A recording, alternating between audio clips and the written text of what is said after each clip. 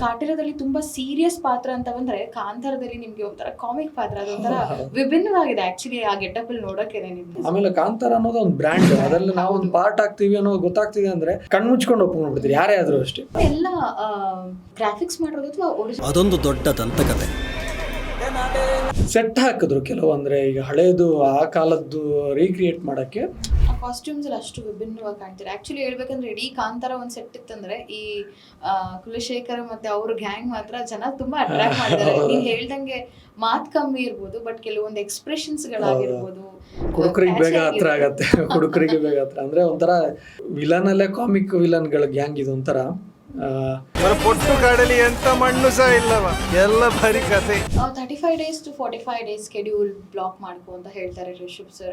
Continuous shoot ಇರತ್ತಾ ಅಥವಾ ಹೇಗೆ ಸರ್? ಕೆಲವೊಂದು ಒಂದು ಫುಲ್ ಸ್ಟೆಚ್ ಅಂದ್ರೆ ಆ ಸೀಕ್ವೆನ್ಸ್ ಅಲ್ಲಿ ಬೇರೆಯವ್ರದ್ದು ಯಾವ್ದಾದ್ರು ಮ್ಯಾಚ್ ಆಗತ್ತೆ ಅಂತಿದ್ರೆ ಅದೊಂದು ಕಂಟಿನ್ಯೂ ಶೆಡ್ಯೂಲ್ ಆಗಿ ಹಾಕ್ತಾರೆ. ಸೊ ಅದೊಂದಷ್ಟು ಗ್ಯಾಪ್ ಇರುತ್ತೆ. So working with Rishab Shetty sir, how was the experience? ಯಾವುದೋ ಒಂದು ಶಾರ್ಟಲ್ಲಿ ಇಂಜುರಿ ಆಯ್ತಾ ಏನೋ ಆಯ್ತು ತಲೆನೇ ಕೆಡಿಸ್ಕೊಳಲ್ಲ ಅವರು. ಅವ್ರು ಸಿನಿಮಾ ಮಾಡಬೇಕು, ಸಿನಿಮಾಗೆ ಏನು ಬೇಕು ಅದನ್ನು ಕೊಟ್ಟೇ ಕೊಡ್ತಾರೆ ಅವರು. ಅಲ್ಲಿ ಬ್ರಹ್ಮ ರಾಕ್ಷಸ ಇದ್ದಾನೆ.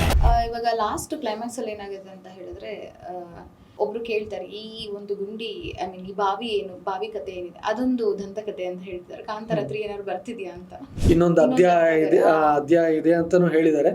ಬರ್ಬೋದು ಅಂತ ಅನ್ಕೊಂಡಿದೀನಿ. ಬಂದ್ರೆ ಈಗ ಸಹ ಇದ್ದಾರಾ? ಆಸ್ ಅ ಆಕ್ಟರ್ ನೀವು ದರ್ಶನ್ ಸರ್ ಹತ್ರ ಏನ್ ಕಲ್ತ್ರಿ, ರಿಷಬ್ ಸರ್ ಹತ್ರ ಏನ್ ಕಲ್ತ್ರಿ? ಪ್ರೊಫೆಷನಲಿ ಅಂತ ಬರುವಾಗ ಎಲ್ಲರೂ ಆಕ್ಟರ್ ಅವ್ರದೇ ಆದ ಶೈಲಿಯಲ್ಲಿ ಒಂದು ಚಾಪುನ ಮೂಡಿಸಿಟ್ಬಿಟ್ಟಿರ್ತಾರೆ. ನೀವು ಇಬ್ರು ವರ್ಸಟೈಲ್ ಆಕ್ಟರ್ಸ್ ಜೊತೆನೂ ಕೆಲಸ ಮಾಡಿದ್ರಿ. ಸೊ ದರ್ಶನ್ ಸರ್ ಜೊತೆ ಏನ್ ಕಲ್ತ್ರಿ, ರಿಷಬ್ ಸರ್ ಜೊತೆ ಏನ್ ಕಲ್ತ್ರಿ? ದರ್ಶನ್ ಸರ್ದು ಸಿಂಪ್ಲಿಸಿಟಿ, ಪ್ರತಿಯೊಬ್ಬರನ್ನು ಅವರು ರೆಕಗ್ನೈಸ್ ಮಾಡಿ ಮಾತಾಡೋದಿದೆಯಲ್ಲ. ಈ ಒಂದು ಅಂತ ಚಾಲೆಂಜಿಂಗ್ ಸ್ಟಾರ್ ಆದ್ರೂ ಒಬ್ಬ ನಾರ್ಮಲ್ ಮನುಷ್ಯನ್ ತರ ಮಾತಾಡಿಸ್ತಾರೆ. ನಾರ್ಮಲ್ ಮನುಷ್ಯನ್ ತರ ನಾವು ಪ್ರತಿ ಕ್ಯಾರೆಕ್ಟರ್ ಬಗ್ಗೆನೂ ಮಾತಾಡ್ಕೊಂಡು ರುಕ್ಮಿಣಿ ಬಸಂತ್ ಕನಕಾವತಿ ಅನ್ನೋ ಕ್ಯಾರೆಕ್ಟರ್ ಅವ್ರ ಜೊತೆ ಸಹ ನೀವು ಸ್ಕ್ರೀನ್ ಶೇರ್ ಮಾಡಿದ್ರೆ ಹೌ ವಾಸ್ ಇಟ್? ಗೊತ್ತಾಗತ್ತೆ ಅವರು ಅಂದ್ರೆ ಸಿನಿಮಾನ ಅವ್ರು ಎಷ್ಟು ಪ್ರೀತಿ ಮಾಡ್ತಾರೆ ಅನ್ನೋದು ಅದರಿಂದ ಕಾಣಿಸುತ್ತೆ. ನಮ್ಮನ್ನ ನೋಡ್ಲಿಕ್ಕೆ ನೀವು ಬಂದಿದ್ದೀರಿ, ನಿಮ್ಮನ್ನ ನೋಡ್ಲಿಕ್ಕೆ ನಾವು ಬರಬಾರ್ದ? ಇಲ್ಲಿ ಎಷ್ಟೋ ಜನ ಅನ್ಕೊಂಡಿದ್ದಾರೆ ಇದು ಕಂಪ್ಲೀಟ್ಲಿ ಕಾಂತಾರ ಗ್ರಾಫಿಕ್ಸ್ ಆಗಿದೆ ಅಂತ. ಇಲ್ಲಿ ಎಷ್ಟು ಮಟ್ಟಿಗೆ ಗ್ರಾಫಿಕ್ಸ್ ಯೂಸ್ ಮಾಡಿದ್ದಾರೆ, ಎಷ್ಟು ಮಟ್ಟಿಗೆ ರಿಯಾಲಿಟಿ ಇದೆ ಇಲ್ಲಿ? ಹಿಂಗೆ ಹೇಳ್ಬೇಕು ಅಂತ ಹೇಳಿದ್ರೆ ರಿಷಬ್ ಅಣ್ಣಂದು ಒಂದಷ್ಟು ಫೈಟ್ಗಳು ಡೂಪು ಮಾಡಿಲ್ಲ, ಅವರೇ ಮಾಡಿರೋದು. ಕಾಂತಾರದ ಒಳಗೆ ನಿಮಗೆ ಹಾರ್ಸ್ ರೈಡಿಂಗ್ ಬರ್ತಿತ್ತಾ? ಹಾರ್ಸ್ ರೈಡಿಂಗ್ ನನಗೆ ನಿಜವಾಗ್ಲೂ ಬರಲ್ಲ. ಇವತ್ತು ಹೇಳ್ತಾ ಇದ್ದೀನಿ ಇದನ್ನು. ಸಾರಿ ರಿಷಬ್ ಅಣ್ಣ, ನನಗೆ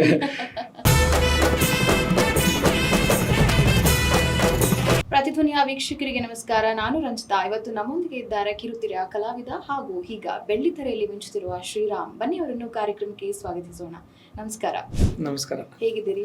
ಸೂಪರ್ ಆಗಿದ್ದೀನಿ. ಕಾಂತಾರ ಎಲ್ಲೆಲ್ಲೂ ಸಕ್ಸಸ್ ನಡೀತಿದೆ. ಹೌದು. ಅದಕ್ಕಿಂತ ಮುಂಚೆ ತಿಳ್ಕೊಳ್ಳೋಕ್ಕಿಂತ ಮುಂಚೆ ನಿಮ್ಮ ಜರ್ನಿ ಹೇಗೆ ಸ್ಟಾರ್ಟ್ ಆಯಿತು ಅಂತ ತಿಳ್ಕೊಳ್ಳೋಣ. ಬೇಸಿಕಲಿ ನನ್ನ ಬಗ್ಗೆ ಹೇಳೋದಾದರೆ, ನಾನು ಹುಟ್ಟಿ ಬೆಳೆದಿದ್ದೆಲ್ಲ ದಕ್ಷಿಣ ಕನ್ನಡ ಜಿಲ್ಲೆ ಪುತ್ತೂರು ಅನ್ನೋ ಒಂದು ತಾಲೂಕು. ನನ್ನ ಎಜುಕೇಷನ್ನು ಎಲ್ಲ ಅಲ್ಲೇ ಆಗುತ್ತೆ. ಅಂದರೆ ಇಂಜಿನಿಯರಿಂಗ್ ಮುಗಿಸ್ಕೊಂಡು ನಾನು ಬೆಂಗಳೂರಿಗೆ ಕೆಲಸಕ್ಕಂತ ಬಂದಿರೋದು. ಅಂದರೆ ಕ್ಯಾಂಪಸ್ ಸೆಲೆಕ್ಟೆಡ್ ಆಗಿತ್ತು. ಸೊ ಬೆಂಗಳೂರಿಗೆ ಬಂದು ಕೆಲಸ ಮಾಡ್ತಾಯಿದ್ದೆ. ಬಟ್ ನನ್ನದು ಒಲವಿದ್ದಿದ್ದು ಆ್ಯಕ್ಟ್ರ್ ಆಗಬೇಕು ಅನ್ನೋದೇ ಇತ್ತು. ಯಾರ ಹತ್ರ ಹೇಳ್ಕೊಂಡಿರಲಿಲ್ಲ. ಅಂದರೆ ಈ ಮಿಡಲ್ ಕ್ಲಾಸ್ ಫ್ಯಾಮಿಲಿಯಲ್ಲಿ ಏನಿರುತ್ತೆ ಅಂದರೆ ಸ್ಟಾರ್ಟಿಂಗ್ಗೆ ನಾವೆಲ್ಲರೂ ಆ್ಯಕ್ಟ್ರ್ ಆಗಬೇಕು ಅಂತ ಹೇಳಿದ್ರೆ ತುಂಬ ಪ್ರೆಷರ್ ಬರುತ್ತೆ. ಅಂದರೆ ತಪ್ಪಲ್ಲ, ಅದು ಅವ್ರು ಹೇಳೋದು ತಪ್ಪಲ್ಲ, ಸಿಚುವೇಶನ್ಗಳು ಹಂಗಿರುತ್ತೆ. ಯಾಕಂದರೆ ನಾವು ಅದನ್ನೇ ಆ ಫೀಲ್ಡಲ್ಲಿ ಹೆಂಗೆ ಅನ್ನೋದು ಯಾರಿಗೂ ಗೊತ್ತಿಲ್ವಲ್ಲ, ಎಲ್ರಿಗೂ ಸಕ್ಸಸ್ ಸಿಕ್ಕಿಲ್ಲ. ಸೊ ಆ ಭಯ ಇರುವಾಗ ಎಲ್ಲರೂ ಪ್ರೆಷರ್ ಹಾಕಿ ಆಗುತ್ತೆ, ಮನೆಯಲ್ಲಿ ಆಗಿರ್ಬೋದು ಅಥವಾ ರಿಲೇಟಿವ್ಸ್ ಫ್ರೆಂಡ್ಸ್ ಯಾರೇ ಆಗಿರ್ಬೋದು. ಸೊ ನಾನು ಅದಕ್ಕೆ ಯಾವುದನ್ನು ಹೇಳೋಕ್ಕೆ ಹೋಗಿರಲಿಲ್ಲ. ನಂದೇನಿದೆ, ನಾನು ಡಿಗ್ರಿ ಕಂಪ್ಲೀಟ್ ಮಾಡಿಕೊಂಡು ಕೆಲಸ ಮಾಡಿಕೊಂಡು ಮುಂದೆ ನೋಡೋಣ, ಗೋ ವಿತ್ ದಿ ಫ್ಲೋ ಅಂತಲೇ ಬಂದೆ. ಸೊ ಹಂಗೆ ಸ್ಟಾರ್ಟ್ ಆಗಿದ್ದು ಅಲ್ಲಿಂದ. ಇದು ನನ್ನ ಬೇಸಿಕ್ಕು ಜರ್ನಿದು ಸ್ಟಾರ್ಟಿಂಗ್ ಪಾಯಿಂಟು. ಸೊ ಅಲ್ಲಿಂದ ನೆಕ್ಸ್ಟು ಕೆಲಸ ಮಾಡಿಕೊಂಡೆ. ರೂಟ್ ಗೊತ್ತಿಲ್ಲ, ಹೆಂಗೆ ಹೋಗಬೇಕು, ಎಲ್ಲಿ ಹೋದರೆ ಯಾವ ಗೇಟ್ ಓಪನ್ ಆಗುತ್ತೆ ಅನ್ನೋದು ಏನೂ ಗೊತ್ತಿಲ್ಲ. ಯಾಕಂದರೆ ನನ್ನ ಫ್ಯಾಮಿಲಿಯಲ್ಲಿ ಯಾರು ಇಂಡಸ್ಟ್ರಿಯವರು ಇದ್ದರೂ, ನನ್ನ ತಂದೆದು ತಾಯಿ ಅಂದರೆ ನಮ್ಮ ಅಜ್ಜಿದು ತಮ್ಮ ಬಂದು ಅಂಧಕಾಲದಲ್ಲಿ ಆ್ಯಕ್ಟರ್ ಆಗಿದ್ರು ಅಂತ. ಅಂದರೆ ಒಂದು ಸಿನಿಮಾನ ರಾಜ್ಕುಮಾರ್ ಸರ್ ಜೊತೆಗೆ ಮಾಡಿದ್ರು ಅಂತ. ಹೆಸರು ಏನೋ ನಾನು ಮರ್ತು ಬಿಟ್ಟಿದ್ದೀನಿ. ಆಮೇಲೆ ಕ್ಯಾಮ್ರಾ ಅಸಿಸ್ಟೆಂಟ್ ಆಗಿದ್ರು ಅವರು ಅಂತ. 2 ಸಿನಿಮಾ ವರ್ಕ್ ಮಾಡಿದ್ರು. ಆಮೇಲೆ ಅದೇ ನಮ್ಮದು ಊರಲ್ಲಿ ಇಲ್ಲಿ ಬಂದಿರೋಕ್ಕೆ ಕಷ್ಟ. ಆಗಿನ ಕಾಲದಲ್ಲಿ ಅದು ತುಂಬ ಕಷ್ಟ ಅಲ್ವಾ. ಸೊ ಅವ್ರು ಅದಾದಮೇಲೆ ಬಿಟ್ಬಿಟ್ರು. ಸೊ ಹಂಗೆ ನನಗೆ ಗೇಟ್ ಗೊತ್ತಿರಲಿಲ್ಲ, ಯಾವ ಗೇಟ್ ಓಪನ್ ಮಾಡಿದ್ರೆ ಎಲ್ಲೂ ಹೋಗಬೇಕಾಗತ್ತೆ ಅಂತ. ಸೊ ಒಂದು ಡ್ಯಾನ್ಸ್ ಅನ್ನೋ ಸ್ವಲ್ಪ ಒಂದು ಗೊತ್ತಿತ್ತು, ಬೇಸಿಕ್ ಗೊತ್ತಿತ್ತು. ಸೊ ಅದನ್ನು ಹಿಡ್ಕೊಂಡು ಏನಾದರೂ ಮಾಡೋಣ ಅಂತ ಡ್ಯಾನ್ಸ್ ಸ್ಕೂಲಿಗೆ ಸೇರಿಕೊಂಡು ಅಲ್ಲಿಂದ ಏನಾದ್ರು ಲಿಂಕ್ ಸಿಗತ್ತಾ ಅಂತ ಹೇಳ್ಕೊಂಡು ಡ್ಯಾನ್ಸ್ ಸ್ಕೂಲಿಗೆ ಸೇರಿಕೊಂಡೆ. ಅಲ್ಲಿನೇ ಇಲ್ಲ ಇಲ್ಲಿ ಬೆಂಗಳೂರಿಗೆ ಬಂದಮೇಲೆ, ಬೆಂಗಳೂರಿಗೆ ಬಂದಮೇಲೆ ಬನ್ನೇರ್ಘಟ್ಟ ರೋಡ್ ಹತ್ರ ವೀನಸ್ ಅಂತ ಸ್ಟುಡಿಯೋ ಅದು. ಅಲ್ಲೊಬ್ರು ಡ್ಯಾನ್ಸ್ ಮಾಸ್ಟರ್ ಪರಿಚಯ ಆಗಿ ಅವರಿಂದ ಅಭಿಷೇಕ್ ವಾಯುಪುತ್ರ ಅಂತ ಒಬ್ರು, ಅವರು ಅಸಿಸ್ಟೆಂಟ್ ಡೈರೆಕ್ಟರ್ ಆಗೆಲ್ಲ ಇದ್ರು. ಪರಾರಿ ಅಂತ ಒಂದು ಸಿನಿಮಾ ಬಂತಿತ್ತು, ಆ ಸಿನಿಮಾದಲ್ಲಿ ಅಸಿಸ್ಟೆಂಟ್ ಡೈರೆಕ್ಟರ್ ಆಗೆಲ್ಲ ಇದ್ರು. ಅವ್ರ ಲಿಂಕ್ ಆಗಿ ಅಲ್ಲಿಂದ ನಾನು ರಂಗಭೂಮಿಗೆ ಬಂದಿದ್ದೆ. ಅವರು ಸಂದೀಪ್ ಅಂತ ಒಬ್ರು ರಂಗಭೂಮಿ ಕಲಾವಿದರನ್ನ ಪರಿಚಯ ಮಾಡಿಸ್ಕೊಟ್ರು. ಅವರು ನನ್ನ ರೆಡ್ ಥಿಯೇಟರ್ ಅಂತ ಒಂದು ಟೀಮಿಗೆ ಸೇರಿಸಿದ್ರು. ಆವಾಗಷ್ಟೇ ಆ ರೆಡ್ ಥಿಯೇಟರ್ ಹುಟ್ಕೊಂಡಿದ್ದು.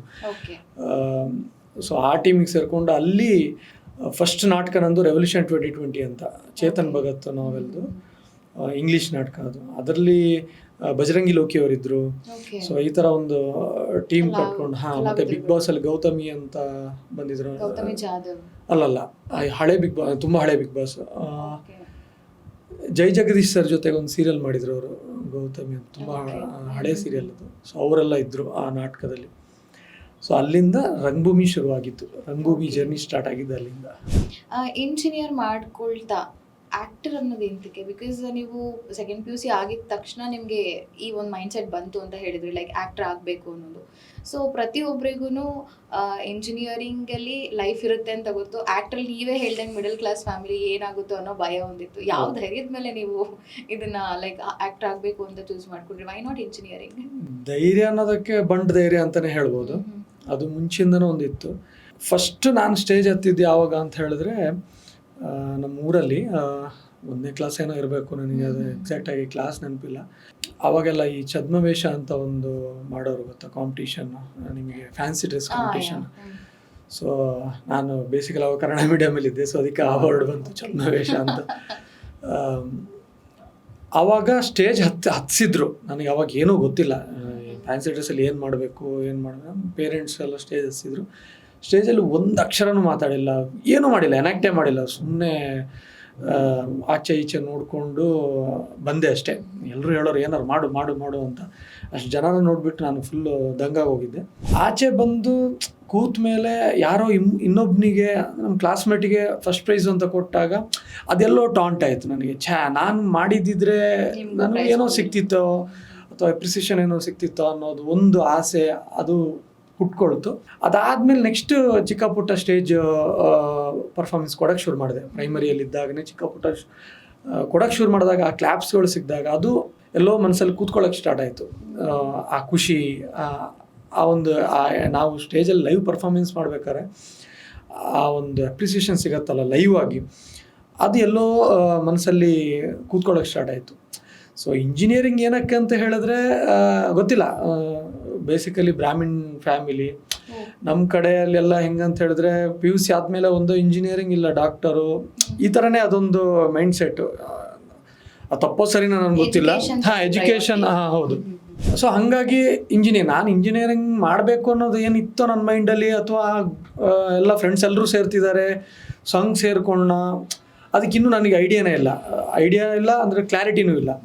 ಬಟ್ ಬಂದೇ ಸೇರಿದ್ಮೇಲೆ ನಾನು ಅದಕ್ಕೆ ಒಂದಷ್ಟು ಏನಿದೆ ಕಂಪ್ಲೀಷನ್ ಅಂತ ಹೇಳ್ತಾರಲ್ಲ, ಯಾವುದೇ ಕೆಲಸ ತಗೊಂಡ್ರು ಅದನ್ನು ನೀಟಾಗಿ ಮಾಡಬೇಕು ಅನ್ನೋದು ನನಗೆ ಮುಂಚೆ ನನ್ನ ತಂದೆ ತಾಯಿ ಹೇಳ್ಕೊಟ್ರು. ಸೊ ಸೇರಿದ್ದೀನಿ ಇಂಜಿನಿಯರಿಂಗ್, ಅದಕ್ಕೆ ಮುಗಿಸ್ಬೇಕು ನೀಟಾಗಿ. ಅದರದ್ದು ಏನಾದರೂ ಒಂದು ಮಾಡಿದ್ದಕ್ಕೆ ಅಟ್ಲೀಸ್ಟ್ ಏನೋ ಒಂದು ಕೆಲಸ ಆದರೂ ಮಾಡಬೇಕು ಅನ್ನೋದಿತ್ತು. ಆ್ಯಂಡ್ ಲೈಫ್ ಸ್ವಲ್ಪ ಸೆಟ್ಲ್ ಆಗಬೇಕು ಅಂದರೆ, ಯಾಕಂದರೆ ಇಮ್ಮಿಡಿಯೇಟಾಗಿ ಇಂಡಸ್ಟ್ರಿಗೆ ಬಂದರೆ ನಾನು ಯಾರ ಮೇಲೆ ಆದರೂ ಡಿಪೆಂಡ್ ಆಗಲೇಬೇಕು. ಎಜುಕೇಷನ್ ಟೈಮಲ್ಲಿ ನನ್ನ ಪೇರೆಂಟ್ಸ್ ಮೇಲೆ ಡಿಪೆಂಡ್ ಆಗಿದ್ದೆ, ಎಜುಕೇಷನ್ ಮುಗ್ದ ಮೇಲೂ ಪೇರೆಂಟ್ಸ್ ಮೇಲೆ ಡಿಪೆಂಡ್ ಆಗೋದು ಒಂಥರ ಅದು ಸರಿಯಲ್ಲ. ಸೊ ಅದಕ್ಕೆ ಒಂದು ಸ್ವಲ್ಪ ವರ್ಷ, ಒಂದು 6-7 ವರ್ಷ ಕೆಲಸನೂ ಮಾಡಿದೆ. ಕೆಲಸ ಮಾಡ್ತಾನೆ ನಾನು ಸಿನಿಮಾಗಳು ಮಾಡ್ತಾ ಬಂದೆ. ಒಂದು 2-3 ಸಿನಿಮಾ ಮಾಡಿದೆ ರಜಾ ಹಾಕ್ಕೊಂಡು. ಟಚ್ಚು ನನಗೆ ಕಂಪ್ನಿಯಲ್ಲಿ ಮ್ಯಾನೇಜರ್ಗಳು ಸಪೋರ್ಟ್ ಮಾಡ್ಕೊಂಡು ಬಂದರು. ಯಾವ ಕಂಪ್ನಿಯಲ್ಲಿ ನೀವು ವರ್ಕ್ ಮಾಡ್ತೀರಾ? ನಾನು ಫಸ್ಟ್ ವರ್ಕ್ ಮಾಡಿದ್ದು ಸ್ಟೆಲ್ಲಿಂಗ್ ಆ್ಯಂಡ್ ವಿಲ್ಸನ್ ಅಂತ. ಇದೇ ಮಂತ್ರಿ ಪಿನಾಕಲ್ ಅಂತ ಒಂದು ಅಪಾರ್ಟ್ಮೆಂಟ್ ಇದೆ, ಅಲ್ಲಿ ಜೂನಿಯರ್ ಸೈಟ್ ಇಂಜಿನಿಯರ್ ಆಗಿದ್ದೆ. ಎಲೆಕ್ಟ್ರಿಕಲ್ ನಾನು ಓದಿದ್ದು. ಅದಾದಮೇಲೆ ಶೋಭಾ ಡೆವಲಪರ್ಸಿಗೆ ಬಂದೆ, ಮತ್ತೆ ಮಂತ್ರಿ ಡೆವಲಪರ್ಸಿಗೆ ಬಂದೆ. ಸೊ 3 ಕಂಪ್ನಿಯಲ್ಲಿ ಕೆಲಸ ಮಾಡಿ ಅಲ್ಲಿಂದ ಬ್ರೇಕ್ ತಗೊಂಡು ಕಂಪ್ಲೀಟ್ಲಿ ಸಿನಿಮಾಗೆ ಬಂದೆ. ರಂಗಭೂಮಿಲಿ ಇದ್ರಿ ಅಂತ ಹೇಳಿದ್ರಿ, ಅದ ನಂತರ ನಾನು ಸುಮಾರು ರಾಧಾರಮಣ, ಹೂಮಳೆ ಆ ಸೀರಿಯಲ್ಸ್ ಎಲ್ಲ ನೋಡ್ತಾ ಬಂದಿದ್ದೀನಿ ನಿಮ್ಮನ್ನ. ಸೊ ರಂಗಭೂಮಿಯಲ್ಲಿದ್ದು ಕಿರುತೆರೆಗೆ ಹೇಗೆ ಎಂಟ್ರಿ ಆದ್ರಿ ನೀವು? ರಂಗಭೂಮಿಯಿಂದ ನಾನು ಆ್ಯಕ್ಚುಲಿ ಹೇಳ್ಬೇಕಂದ್ರೆ ಫಸ್ಟ್ ಬಂದಿದ್ದು ಸಿನಿಮಾಗೆ. ಓ ನೈಸ್. 2014-15 ಇರಬೇಕು. 2012ಗೆ ನಾನು ಬ್ಯಾಂಗ್ಳೂರ್ಗೆ ಬಂದು ರಂಗಭೂಮಿ ಸೇರಿದ್ದು. 2014 ನಾನು ಫಸ್ಟ್ ಆಡಿಷನ್ ಕೊಟ್ಟಿದ್ದೆ. ಅದಕ್ಕಿಂತ ಮುಂಚೆ ತುಂಬ ಆಡಿಷನ್ ಕೊಟ್ಟಿದ್ದೆ. ಒಂದು ಲೆಕ್ಕ ಹಾಕಿದ್ರೆ ಒಂದು 100 ಆಡಿಷನ್ ಆಗಿರ್ಬೋದೇನೋ. ಕ್ಯೂ ಅಲ್ಲಿ ನಿಂತ್ಕೊಂಡು ಆಡಿಷನ್ ಕೊಟ್ಟು, ಆಡಿಷನ್ ಅಂದರೆ ಬೇಸತ್ತು, ಆಡಿಷನೇ ಬೇಡ, ಬಿಟ್ಬಿಡೋಣ, ಏನಾದರೂ ಕೆಲಸ ಮಾಡ್ತಿದ್ದೀನಿ, ಹೆಂಗಾದ್ರೂ ಕೆಲಸ ಮಾಡ್ತಿದ್ದೀನಿ, ರಂಗಭೂಮಿ ಇದೆ, ರಂಗಭೂಮಿಯಲ್ಲಿ ಮಾಡಿಕೊಂಡು ಆರಾಮ್ಸೆ ಇದ್ಬಿಡೋಣ ಅಂತ ಇದ್ದೆ. ನನ್ನ ಕಸಿನ್ ಒಂದು ದಿವಸ ಫೋನ್ ಮಾಡಿಬಿಟ್ಟು, ಈ ಥರ ಒಂದು ಆಡಿಷನ್ ಇದೆ, ಫೇಸ್ಬುಕ್ಕಲ್ಲಿ ನೋಡಿದ್ದೀನಿ, ಬಾ ಹೋಗೋಣ ಆಡಿಷನ್ಗೆ. ನಾನು ಹೇಳಿದೆ, ಆಡಿಷನೆಲ್ಲ ಸುಮ್ಮನೆ ವರ್ಕೌಟ್ ಆಗಲ್ಲ, ಜನ ಸೇರಿಸ್ಬಿಟ್ಟು ಪ್ರಮೋಷನ್ಗೋಸ್ಕರ ಮಾಡ್ತಾರೆ, ಸೊ ಇದು ನಮಗೆಲ್ಲ ಆಗಲ್ಲ ಅದು ಅಂತ ಹೇಳಿದ್ದೆ. ಬಟ್ ಅವ್ನು ಫೋರ್ಸ್ಫುಲಿ ಕರ್ಕೊಂಡೋದ. ನನ್ನ ಕಾಲೇಜಲ್ಲಿ ಇದ್ದರು ಅವರು, ಸಿನಿಮಾ ಮಾಡ್ತಿದ್ದಾರೆ, ಹಿಂಗೆ ಬಾ ನೋಡೋಣ ಅಂತ. ಒಂದು 300-400 ಜನ ಇದ್ದರು ಕ್ಯೂ ಅಲ್ಲಿ. ಅವನೇ ನನ್ನ ಕಸಿನೇ ನಿಂತ್ಕೊಂಡ, ಪೃಥ್ವಿ ಅಂತ ಅವನ ಹೆಸರು, ನನ್ನ ಅಮ್ಮನ ಅಕ್ಕನ ಮಗ. ಸೊ ಅವನೇ ನಿಂತ್ಕೊಂಡ. ನಾನು ಆಡಿಷನ್ ಕೊಟ್ಟೆ. ಆಡಿಷನ್ ನೀಟಾಗಿ ಎಲ್ಲ ಆಯಿತು. ಫಸ್ಟ್ ರೌಂಡ್ ಕ್ಲಿಯರ್ ಆಯಿತು, ಸೆಕೆಂಡ್ ರೌಂಡ್ ಕ್ಲಿಯರ್ ಆಯಿತು. ಟೀಮಿಗೆ ಜಾಯ್ನ್ ಆದಾಗ ಗೊತ್ತಾಯಿತು, ಅನಂತ್ನಾಗ್ ಸರ್ ಇದ್ದಾರೆ ಸಿನಿಮಾದಲ್ಲಿ, ಅವರೇ ಮೇಜರ್ ಲೀಡು ಅಂತ. ಅವ್ರ ಜೊತೆ ನಾವು ಮೂರು ಜನ ಹುಡುಗರು ಬರ್ತಾರೆ. ಒಂದು jail break suspense thriller movie, the plan ಅಂತ ಮೂವಿ ಹೆಸರು. 2015 ರಿಲೀಸ್ ಆಗಿದ್ದು. ಸೊ ಅದು ನನ್ನ ಫಸ್ಟ್ ಸಿನಿಮಾ ಸೀರಿಯಲ್ ಮಾಡೋಕ್ಕಿಂತ ಮುಂಚೆ. ಹಂಗೆ ನೋಡಿದ್ರೆ ಸೀರಿಯಲ್ ಒಂದು ಎಪಿಸೋಡ್ ಮಾಡಿದ್ದೆ, ಅಶ್ವಿನಿ ನಕ್ಷತ್ರ ಅಂತ, JK ಅವರಲ್ಲಿ 1-2 ಎಪಿಸೋಡ್ ಮಾಡಿದ್ದೆ. ಅದು ಹೆಂಗಂತ ಹೇಳಿದ್ರೆ, ಅದೇ ರೆವಲ್ಯೂಷನ್ 2020 ನಾಟಕದಲ್ಲಿ JK ತಮ್ಮನ ರೋಲ್ ಒಬ್ರು ಮಾಡ್ತಿದ್ರು. ಸೊ ಅವರು ನಾಟಕ ನೋಡಿ ಸುಮ್ಮನೆ ಹಿಂಗೆ ರೆಫರ್ ಮಾಡಿ ಒಂದು ಎಪಿಸೋಡಿಗೆ ಆ್ಯಕ್ಟ್ ಮಾಡಿದ್ದೆ ಅಶ್ವಿನಿ ನಕ್ಷತ್ರದಲ್ಲಿ. ಸೊ ಅದು ಬಿಟ್ಟರೆ ಸಿನಿಮಾನೇ ದಿ ಪ್ಲ್ಯಾನ್ ಮೂವಿಲೇ ಫಸ್ಟ್ ಎಂಟ್ರಿ ಆಗಿದ್ದು. ಅದಾದಮೇಲೆ ಇನ್ನೊಂದು ಸಿನಿಮಾ ಮಾಡಿದೆ. ಅದಾದಮೇಲೆ ಕೆಲಸ ಬಿಡೋ ಟೈಮಲ್ಲಿ, ಕೆಲಸ ಅಂದರೆ ಇದು ಇಷ್ಟ ಆಗಿ ಒಂದು 2016-17 ತನಕನೂ ನಾನು ಸ್ಟ್ರಗಲ್ ಮಾಡಿಕೊಂಡು ಸಿನಿಮಾಗಳನ್ನ ಮಾಡಿಕೊಂಡು ಮತ್ತೊಂದು ಸಿನಿಮಾ ಮಾಡಿದೆ. 3 ಸಿನಿಮಾ ಆಯ್ತು. ನಾನು ತುಳು ಸಿನಿಮಾ ಮಾಡಿದೆ ಅದಾದಮೇಲೆ. ಸೊ 3 ಸಿನಿಮಾ ಆದಮೇಲೆ ನನಗೆ ಇದೇ ಆಗಬೇಕು, ಸಿನಿಮಾನೇ ಮಾಡಬೇಕು ಅಂತ ಕೆಲಸ ಬಿಟ್ಬಿಟ್ಟೆ. ಕೆಲಸ ಬಿಟ್ಟಾಗ ನನಗೆ ಯಾವುದೂ ಆಫರ್ ಇರಲಿಲ್ಲ ಆ್ಯಕ್ಚುಲಿ. ಆವಾಗ ಇನ್ನೇನು ಮಾಡೋದು ಅಂತ ನಾನು ಕ್ಯಾಮ್ರಾ ಅಸಿಸ್ಟೆಂಟ್ ಕೆಲಸಕ್ಕೆ ಹೋದೆ. ಅಂದರೆ ಅದೇ ದಿ ಪ್ಲ್ಯಾನ್ದು ಡೈರೆಕ್ಟರ್ ಬಂದು 6-5 one of the cameraman. So ಅವರು DOP ಆಗೆಲ್ಲ ಕೆಲಸ ಮಾಡ್ತಿದ್ರು, ಮಂಜುನಾಥ್ BL ಕೀರ್ತಿ ಅಂತ. ಸೊ ಅವ್ರ ಜೊತೆ ಕ್ಯಾಮ್ರಾ ಅಸಿಸ್ಟೆಂಟಾಗಿ ಕೆಲಸ ಮಾಡೋಕ್ಕೆ ಶುರು ಮಾಡಿದೆ. ಅವರಿಂದ ಆಮೇಲೆ ಗೋವಿಂದ್ ಅಂತ ಒಬ್ಬರಿದ್ರು, ಅವರು ಈಗ ನಾಗತಿಹಳ್ಳಿ ಚಂದ್ರಶೇಖರ್ ಅವ್ರದ್ದು 10th ಸಿನಿಮಾದಲ್ಲಿ ಫ್ಯಾಕಲ್ಟಿ ಅಂದರೆ ಟ್ರೈನ್ ಮಾಡ್ತಾರೆ, ಕ್ಯಾಮ್ರಾ ಡಿಪಾರ್ಟ್ಮೆಂಟಲ್ಲಿ. ಸೊ ಅವ್ರ ಜೊತೆ ಅಸಿಸ್ಟೆಂಟಾಗಿ ಕೆಲಸ ಮಾಡಿದೆ. ಇದೆಲ್ಲ ಆಗಿ ಸರ್ಕಾರಿ ಹಿರಿಯ ಪ್ರಾಥಮಿಕ ಶಾಲೆಗೆ ಕ್ಯಾಮ್ರಾ ಅಸಿಸ್ಟೆಂಟ್ ಆಗಿ ಹೋಗಿದ್ದೆ. 1 ವಾರ ರಿಷಬ್ ಸರ್ದು ಸರ್ಕಾರಿ ಹಿರಿಯ ಪ್ರಾಥಮಿಕ ಶಾಲೆ ನಾನು ಕ್ಯಾಮ್ರಾ ಅಸಿಸ್ಟೆಂಟ್ ಆಗಿ 1 ವಾರ ಮಾಡಿದೆ. ಆ ಟೈಮಲ್ಲಿ ನನಗೆ ರಾಧಾರಮಣ ಆಫರ್ ಬಂತು. ಸೊ ಆವಾಗ ಅಲ್ಲಿಂದ ಬಿಟ್ಟು ನಾನು ರಾಧಾರಮಣಗೆ ಸೀರಿಯಲಿಗೆ ಬಂದಿತ್ತು. ಸರ್ಕಾರಿ ಹಿರಿಯ ಪ್ರಾಥಮಿಕ ಶಾಲೆ ಬಿಟ್ಟು ಬಂದ್ರ? ಅಲ್ಲಿ ನಾನು ಅಲ್ಲಿ ನೀವು ರಿಷಬ್ ಸರ್ನ ಅಲ್ಲಿ ಪರಿಚಯ ಆಗಿದ್ದು. ಅಲ್ಲಿ ಕ್ಯಾಮ್ರಾ ಅಸಿಸ್ಟೆಂಟಾಗಿ ಕೆಲಸ ಮಾಡ್ತಿದ್ದಾಗ ನನಗೆ 1 ವಾರನ ಕೆಲಸ ಮಾಡ್ತಿದ್ದೆ. ಆವಾಗ ನನಗೆ ರಾಧಾರಮಣ ಬಂತು. ನಾನು ಅವ್ರಿಗೆ ಹೋಗಿ ಹೇಳಿದೆ, ಹಿಂಗೆ ಒಂದು ಸೀರಿಯಲ್ ಆಫರ್ ಬಂದಿದೆ. ಅವ್ರಿಗೆ ಗೊತ್ತು, ಯಾಕಂದರೆ ಆ್ಯಕ್ಟರ್ ಆಗಬೇಕಂತ ಇರೋದು, ಹೊಟ್ಟೆಪಾಡಿಗೋಸ್ಕರ ಇಲ್ಲಿ ಕ್ಯಾಮ್ರಾ ಅಸಿಸ್ಟೆಂಟಾಗೆಲ್ಲ ಮಾಡ್ತಿದ್ದೆ. ಅವರು ಇಲ್ಲ, ಹಿಂಗೆ ಆ್ಯಕ್ಟರ್ ಆಗಬೇಕಂತ ಇರೋದು, ಅಲ್ಲಿಗೆ ಹೋಗು ಅಂತೇಳಿ ಅವರು ಸಪೋರ್ಟ್ ಮಾಡಿ ಕಳಿಸಿದ್ರು. ಅವ್ರು ಏನು ಇದು ಮಾಡಿಲ್ಲ. ಆವಾಗ ಸ್ಟಾರ್ಟ್ ಆಗಿದ್ದು ರಾಧಾರಮಣ. ಅಂದರೆ ಒಂದು ಸೀರಿಯಲಲ್ಲಿ ಬ್ರೇಕ್ ಅಂದರೆ ಅದು ರಾಧಾರಮಣನೇ ನನಗೆ. ಹೌದೌದು, ಸುಮೇಧ್ ಅಂತ. ಅದೇ ಆ್ಯಕ್ಚುಲಿ ಹೇಳಬೇಕು ಅಂತ ಹೇಳಿದ್ರೆ 7 ದಿವಸದ ರೋಲ್ ಇದ್ದಿದ್ದಷ್ಟೇ ನನಗೆ. ಅದು ರಾಧಾ ಮತ್ತು ರಮಣ ಅವ್ರದ್ದು ಅಗ್ರಿಮೆಂಟಲ್ ಮ್ಯಾರೇಜ್ ಮಾಡಿಸೋ ಒಂದು ಲಾಯರು. ಬಟ್ ಅದು ಏನಾಯ್ತು, ಆ ಸೀಕ್ವೆನ್ಸ್ಗಳು ಸ್ವಲ್ಪ ಚೆನ್ನಾಗಿ ಬರ್ತು, ಗೊತ್ತಿಲ್ಲ. ನೆಕ್ಸ್ಟ್ ಅದು ಹಂಗೆ ಆಡಾಯಿತು. ಆಮೇಲೆ ರಮಣ ಮತ್ತು ಸುಮೇಧ್ ಅಂತ ಹೇಳಿದ್ರೆ ಒಳ್ಳೆ ಕುಚುಕು ಅನ್ನೋ ಥರ ಅದು ಹೋಯ್ತು. ಒಂದು 3-4 ವರ್ಷ ಓಡ್ತಾ ಆ ಕ್ಯಾರೆಕ್ಟರ್. ನೋಡಿದ್ರೆ ಸೆಕೆಂಡ್ ಲೀಡ್ಗಿಂತಲೂ ಜಾಸ್ತಿ ದುಡ್ದೆ ಆ ಸೀರಿಯಲಲ್ಲಿ. ಓಕೆ. ಸೊ ಇದಾಗಿದ ತಕ್ಷಣ next Kaatera. It's like working with such kind of very actors, ಅದೆಲ್ಲ ಒಂಥರ ಕೆಲವ್ರಿಗೆ ಬ್ಲೆಸ್ಸಿಂಗ್ಸ್ ಅಂತಾನೆ ಹೇಳ್ಬೋದು, ಬ್ರೇಕ್ ಸಿಕ್ತಂಗೆ ಅನ್ಸುತ್ತೆ. ಸೊ ಕಾಟೇರಾಗೆ ಹೇಗೆ ಎಂಟ್ರಿ? ಅದು ಸುಧೀರ್ ಸರ್ ಡೈರೆಕ್ಷನ್ ಇರಬೇಕು. ತರುಣ್ ಸುಧೀರ್ ಸರ್ ಅವ್ರದ್ದು. ಅದು ಏನಂತ ಹೇಳಿದ್ರೆ, ಸಿನಿಮಾ ಆಯಿತು, ಒಂದು 3-4 ಸಿನಿಮಾಗಳಾಯಿತು. ಗೋಲ್ಡನ್ ಸ್ಟಾರ್ ಗಣೇಶ್ ಅವ್ರ ಜೊತೆಗೆ ಮಾಡಿದೆ, ಗಿಮಿಕ್ ಅಂತ ಒಂದು ಸಿನಿಮಾ ಮಾಡಿದೆ. ಆಮೇಲೆ ಬಜರಂಗಿ 2 ಮಾಡಿದೆ. ಆ್ಯಕ್ಚುಲಿ ಅವ್ರ ಸೀನ್ಗಳೆಲ್ಲ ಕಟ್ಟಾಗೋಯ್ತು. ನಮ್ಮದು ಒಂದೇ ಒಂದು ಶಾರ್ಟ್ ಇಟ್ಟಿದ್ದಾರೆ ಅಷ್ಟೇ. ಸೊ ಅದೆಲ್ಲ ಆದಮೇಲೆ ನನಗೆ ಸಿನಿಮಾಗಳಾಗ್ತಿಲ್ಲ. ನನಗೆ ಎಂಡ್ ಆಫ್ ದ ಡೇ ಇದ್ದು ಸಿನಿಮಾನೇ ಮಾಡಬೇಕು ಅಂತ ಇತ್ತು. ಸೀರಿಯಲ್ಗಳು ಮಾಡ್ತಾ ಬಂದೆ. ಗ್ಯಾಪಲ್ಲಿ ಸೀರಿಯಲ್ಗಳೆಲ್ಲ ಮುಗ್ದಾಗ ನಾನು ಸಿನಿಮಾಗೆ ಟ್ರೈ ಕೊಡಬೇಕು ಅಂತ ಆವಾಗ ಮದುವೆನೂ ಆಗಿತ್ತು. ಸೊ ಫುಲ್ ಫ್ಲೆಡ್ಜ್ ಇನ್ನೂ ಜಾಸ್ತಿ ಇದ್ದಾಗ ಇನ್ನೂ ಸ್ವಲ್ಪ ಜಾಸ್ತಿ ಆಟ ಕೊಟ್ಟು ಓಡಾಡೋಕ್ಕೆ ಶುರು ಮಾಡಿದೆ. ಎಲ್ಲ ಡೈರೆಕ್ಟರ್ಗಳ ಮನೆಗೆ ಹೋಗೋದು, ಪ್ರೊಫೈಲ್ ಕೊಡೋದು, ಈ ಥರ ಇದ್ದಾಗ ತರುಣ್ ಸರ್ದು ಆಫೀಸಿಗೆ ಹೋಗ್ತಾ ಇದ್ದೆ. ಬಟ್ ನಂಗೆ ತರುಣ್ ಸರ್ ಸಿಕ್ಕಿರಲಿಲ್ಲ ಯಾವತ್ತು. ಅಂದರೆ ಅವ್ರು ಬ್ಯುಸಿ ಇದ್ದರು ಆ ಟೈಮಲ್ಲಿ. ಇದೆ ಕಾಟೇರ ಮೋಸ್ಟ್ಲಿ ಅನೌನ್ಸ್ ಆಗಿತ್ತು. ಅವರು ಯಾವತ್ತೂ ನಂಗೆ ಸಿಕ್ಕಿರಲಿಲ್ಲ. ಅಲ್ಲಿ ಏನಾಯಿತು ಅಂತ ಹೇಳಿದ್ರೆ, ಅಲ್ಲೊಬ್ಬರು ಹೇಳಿದ್ರು ಪ್ರಶಾಂತ್ ಅಂತ ಒಬ್ಬರಿದ್ದಾರೆ, ಅವರೇ ಕಾಸ್ಟಿಂಗ್ ಎಲ್ಲ ಮಾಡೋದು, ಅವ್ರಿಗೆ ನಿಮ್ಮ ನಂಬರು ಮತ್ತು ಪ್ರೊಫೈಲ್ ಕೊಡಿ ಅಂತ ಹೇಳಿದರು. ನಾನು ಅವ್ರ ಆಫೀಸಲ್ಲಿ ಪ್ರಶಾಂತ್ ಮೈಸೂರು ಅಂತವರು, ಅವರು ರಂಗಭೂಮಿನವರು, ಅವ್ರಿಗೆ ನನ್ನ ಪ್ರೊಫೈಲೆಲ್ಲ ಕೊಟ್ಟಿದ್ದೆ. ಸೊ ಎಷ್ಟೋ ಸಮಯ ಆದಮೇಲೆ ಒಂದು ಕಾಲ್ ಬಂತು, ಹಿಂಗೆ ಬರಬೇಕು ನೀವು ಆಫೀಸಿಗೆ. ಹೋದಾಗ 1-on-1 ಮೀಟಿಂಗ್ ಇತ್ತು ತರುಣ್ ಸರ್ ಜೊತೆಗೆ. ನನಗೆ ಸಡನ್ನಾಗಿ ಶಾಕ್ ಆಯಿತು. ಹಿಂಗಪ್ಪ, ಅಂದರೆ ಅಷ್ಟು ದೊಡ್ಡ ಡೈರೆಕ್ಟ್ರು, ಆಲ್ರೆಡಿ ಹಿಟ್ ಸಿನಿಮಾಗಳು ಕೊಟ್ಟಿದ್ದಾರೆ. ಹೋಗಿ ಮಾತಾಡಿದಾಗ ಬಟ್ ಅವ್ರ ಪ್ರಿಪರೇಷನ್ ಹೆಂಗಿತ್ತು ಅಂತ ಹೇಳಿದ್ರೆ, ನಾನು ಕತೆ ಎಲ್ಲ ಹೇಳಿದ್ರು ಹಿಂಗೆ. ಫಸ್ಟ್ ನನಗೆ ಆ್ಯಕ್ಚುಲಿ ಬಂದಿದ್ದು ಹೀರೋಯಿನ್ ತಮ್ಮನ ಪಾತ್ರ. ಆ ಪಾತ್ರಕ್ಕೆ ಅವರು ಆಡಿಷನ್ ಎಲ್ಲ ಮಾಡಿದ್ರು. ಮಾತುಕತೆ ಆಗ್ತಿದ್ದಂಗೆ ಅವ್ರು ಹೇಳಿದ್ರು 2 ಶೇಡ್ ಬರುತ್ತೆ, ಗಡ್ಡ ಬೇಕು ಮತ್ತು ಫುಲ್ ಶೇವ್ ಇರಬೇಕು ಅಂತ. ಶೇವ್ ಇದ್ದಾಗ ಹೆಂಗೆ ಲುಕ್ ಇರುತ್ತೆ ಅನ್ನೋದನ್ನು. ಬಟ್ ಅವ್ರು ಎಷ್ಟು ಪ್ರಿಪರೇಷನ್ ಆಗಿದ್ದು ಅಂತ ಹೇಳಿದ್ರೆ, ಅವ್ರ ಹತ್ರ ನಂದು ಫಸ್ಟ್ ಸಿನಿಮಾದು ಎಲ್ಲ ಕ್ಲಿಪ್ಸು, ಅಂದರೆ ಟ್ರೈಲರ್ದು ಎಲ್ಲ ಶಾರ್ಟ್ಸ್ಗಳನ್ನ ಎತ್ತಿಟ್ಕೊಂಡಿದ್ರು ಅವರು. ಸೊ ಒಬ್ಬರು ಅಂದರೆ ಡೈರೆಕ್ಟರ್ಗಳು ಹೆಂಗೆ ಪ್ರಿಪೇರ್ ಆಗುತ್ತೆ ಅನ್ನೋದಕ್ಕೆ ಅದೇ ಒಂದು ಸಾಕ್ಷಿ ಅಂತ ಹೇಳ್ಬೋದು. ಅಷ್ಟು ಪ್ರಿಪೇರ್ ಆಗಿದ್ರು ಅವರು. ಬಟ್ ಅದು ಅಚಾನಕ್ಕಾಗಿ ಆ ಕ್ಯಾರೆಕ್ಟ್ರು ಬೇರೆಯವರಿಗೆ ಹೋಯಿತು. ಸೊ ನೆಕ್ಸ್ಟ್ ಒಂದು 6 ತಿಂಗಳಾದಮೇಲೆ ಮತ್ತೆ ತರುಣ್ ಸರೇ ಕರೆಸಿ ಈ ಕಾನ್ಸ್ಟೇಬಲ್ ಪಾತ್ರನ ನನಗೆ ಕೊಟ್ಟರು. ಸೊ ಅದು ಒಂದು ರೇಂಜಿಗೆ ಮೈಲೇಜ್ ಕೊಡ್ತು ನನಗೆ. ಅಂದರೆ 108 ಜನ ಇರ್ತಾರೆ, ಅದರಲ್ಲಿ ದರ್ಶನ್ ಸರ್ ಎಲ್ಲರನ್ನ ಹೊಡೆದಾಗ್ತಾ ಒಬ್ಬ ಚಿಕ್ಕ ಹುಡುಗನ ಬಿಡ್ತಾರೆ. ಆ ಹುಡುಗ ದೊಡ್ಡವನಾದಾಗ ಕಾನ್ಸ್ಟೇಬಲ್ ಆಗಿ ದರ್ಶನ್ ಸರ್ನ ಮತ್ತೆ ಸೇವ್ ಮಾಡಬೇಕು ಅಂತ ಬರ್ತಾನೆ. ಅಂದರೆ ಸ್ಕೆಲಿಟನ್ ಎಲ್ಲ ಸುಟ್ಟಾಕಬೇಕು ಅಂತ. ಆ ಚಿಕ್ಕ ಹುಡುಗ ನಾನೇ ಆಗಿರ್ತೀನಿ. ಬಟ್ ಈ ಲುಕ್ಕಿಗೆ ಆ ಲುಕ್ಕಿಗೂ ತುಂಬ ಡಿಫ್ರೆನ್ಸ್ ಇದೆ. ಇದು ಕಾಂತಾರದ ಲುಕ್ಕಲ್ಲಿ ಇದೀನಿ ಇವಾಗ ಸದ್ಯಕ್ಕೆ. ಅಲ್ಲ, how was working with Darshan sir experience ಹೇಗಿತ್ತು? ಅವ್ರದ್ದು ಪರ್ಸನಲ್ ತಗೊಳ್ಳೋದು ಬಿಟ್ರೆ ಆಸ್ ಅ ಆರ್ಟಿಸ್ಟ್ ಅಂತ ಬರುವಾಗ ನನಗೆ ಅವರು ಅಂದರೆ ಅವ್ರ ಪ್ರೊಫೆಷ್ನಲ್ ವೇಯಲ್ಲಿ ಅಂಥ ಒಂದು ನಟನ ನಾನು ನೋಡಿಲ್ಲ, ಆನೆಸ್ಟಾಗಿ ಹೇಳ್ಬೇಕು ಅಂತ ಹೇಳಿದ್ರೆ. ಯಾಕಂತ ಹೇಳಿದ್ರೆ ಎಲ್ರಿಗೂ ಗೊತ್ತು challenging star, box office Sultan, ಆಮೇಲೆ ಎಲ್ಲ ಸಿನಿಮಾಗಳು ಹಿಟ್ಟೆ. ಕನ್ನಡ ಇಂಡಸ್ಟ್ರಿಯಲ್ಲಿ ಆ ರೇಂಜಲ್ಲಿ ಇದ್ದಾರೆ ಅವರು. ಬಟ್ ರೀಸೆಂಟಾಗಿ ಒಂದು ಸಲ ಏನಕ್ಕೆ ನೀವು ಅವ್ರ ಬಗ್ಗೆ ಕೇಳಿದಾಗ ನಂಗೆ ಇದೊಂದು ನೆನಪಿಗೆ ಬಂತು.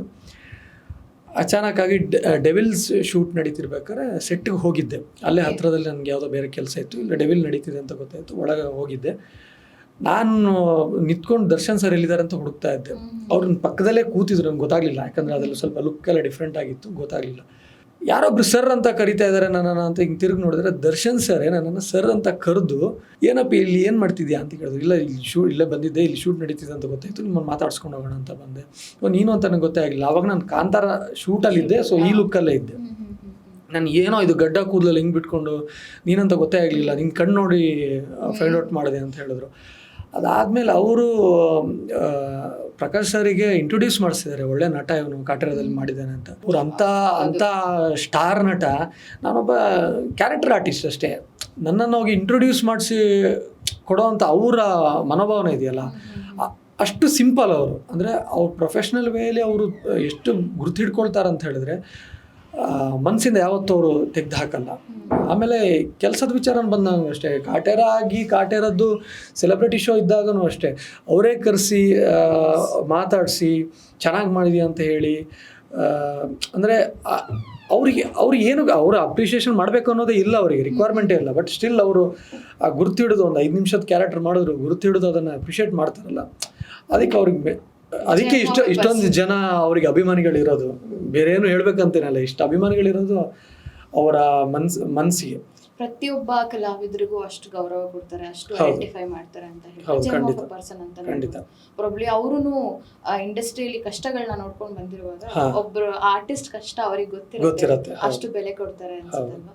ಸೊ ಕಾಟೇರ ಆದ ನಂತರ ಸಡನ್ ಆಗಿ ಇವಾಗ ಎಲ್ಲೆಲ್ಲೂ ಕಾಂತಾರದಲ್ಲಿ ನಿಮ್ಮ ಇದು ನೋಡಿದ್ರೆ ಕಾಟೇರದಲ್ಲಿ ತುಂಬಾ ಸೀರಿಯಸ್ ಪಾತ್ರ ಅಂತ ಬಂದ್ರೆ ಕಾಂತಾರದಲ್ಲಿ ನಿಮ್ಗೆ ಒಂಥರ ಕಾಮಿಕ್ ಪಾತ್ರ, ಅದೊಂಥರ ವಿಭಿನ್ನವಾಗಿದೆ ಆಕ್ಚುಲಿ ಆ ಗೆಟಪ್ ಅಲ್ಲಿ ನೋಡೋಕೆನೆ ನಿಮ್ನ. Correct. So how was Kantara, ಹೇಗ್ ಬಂತು ನಿಮ್ಗೆ ಕಾಂತಾರ? ಅದನ್ನು ಅನ್ಎಕ್ಸ್ಪೆಕ್ಟೆಡ್, ಕಾಟೇರ ಥರನೇ ಇದೂ ಒಂಥರ ಅನ್ಎಕ್ಸ್ಪೆಕ್ಟೆಡ್ ಆಗಿ ಸಿಕ್ಕಿದ್ದು. ಶಿವಮ್ಮ ಅಂತ ಒಂದು ಸಿನಿಮಾ ರಿಷಭಣ್ಣ ಒಂದು ಪ್ರೊಡ್ಯೂಸರ್ನ ಮಾಡಿದ್ರು ಮೋಸ್ಟ್ಲಿ. ಅದರದ್ದೇನೋ ಒಂದು ಇಂಟರ್ವ್ಯೂ ಅಲ್ಲಿ ಅವರು ಇಲ್ಲಿ ಬೆಂಗಳೂರಲ್ಲೆಲ್ಲ ಬಂದಾಗ ಅಕಸ್ಮಾತ್ ಆಗಿ ನಾನು ಅಲ್ಲಿ ಸಿಗ್ದೆ ಅವರಿಗೆ. ಎಲ್ಲ ಆಕಸ್ಮಿಕವಾಗಿ ಆಕಸ್ಮಿಕವಾಗಿ ಆಗಿತ್ತು. ಸಿಕ್ಕಿದಾಗ ಪರಿಚಯ ಇತ್ತಲ್ಲ, ಈಗ ಸರ್ಕಾರಿಯಲ್ಲಿ ನಾನು ಕ್ಯಾಮ್ರಾ ಅಸಿಸ್ಟೆಂಟ್ ಆಗೆಲ್ಲ ಮಾಡಿದಾಗ ಏನೋ ಮಾಡ್ತಿದ್ಯಾ ಹಂಗೆ ಹಿಂಗೆ ಅಂತ ಕೇಳಿದ್ರು. ನಾನು ಡೈರೆಕ್ಟಾಗಿ ಹೇಳಿದೆ, ಅಣ್ಣ ಏನೂ ಮಾಡ್ತಿಲ್ಲ ಇವಾಗ, ಮತ್ತು ಸೀರಿಯಲ್ ಸದ್ಯಕ್ಕೆ ಸೀರಿಯಲ್ ಯಾವುದೂ ಮಾಡ್ತಿಲ್ಲ, ಕಾಟೇರ ಆದಮೇಲೆ ಅದು ಅಂದರೆ ಹುಡುಕ್ತಾ ಇದ್ದೀನಿ, ಸಿನಿಮಾನೇ ಮಾಡಬೇಕು ಅಂತಿದ್ದೀನಿ ಅಂತ ಇಷ್ಟೇ ಹೇಳಿದ್ದು. ನೆಕ್ಸ್ಟ್ ನನ್ನ ಮಾತೇ ಇದ್ದಿದ್ದು ಯಾವ್ದಾದ್ರು ಚಾನ್ಸ್ ಇದ್ದರೆ ಹೇಳಿ ಅಂತಲೇ ಇದ್ದಿದ್ದು. ಅದು ಹೇಳೋ ಮುಂಚೆನೇ ಅವ್ರು ಹೇಳಿದ್ರು, ಬಂದುಬಿಡು ಕುಂದಾಪುರಕ್ಕೆ ಒಂದು ಲುಕ್ ಟೆಸ್ಟ್ ಕೊಡು ಅಂತ ಹೇಳಿದ್ರು. ಇಮಿಡಿಯೇಟಾಗಿ ನೆಕ್ಸ್ಟ್ ದಿವಸನೇ ಕುಂದಾಪುರಕ್ಕೆ ಕರೆಸ್ಕೊಂಡ್ರು. ಲುಕ್ ಟೆಸ್ಟ್ ಆಯಿತು. ಲುಕ್ ಟೆಸ್ಟ್ ಆದಮೇಲೆ ಅಲ್ಲೇ ಹೇಳಿದ್ರು, ಒಂದು 35 days ಬ್ಲಾಕ್ ಮಾಡ್ಕೊ, ಹಿಂಗೆ ಕ್ಯಾರೆಕ್ಟರ್ ಮಾತು ಸ್ವಲ್ಪ ಕಮ್ಮಿ ಇರುತ್ತೆ, ಬಟ್ ಆಲ್ಮೋಸ್ಟ್ ಫುಲ್ ಸಿನಿಮಾ ಇರ್ತೀಯ ನೀನು ಅಂತಲೇ ಹೇಳಿದ್ರು.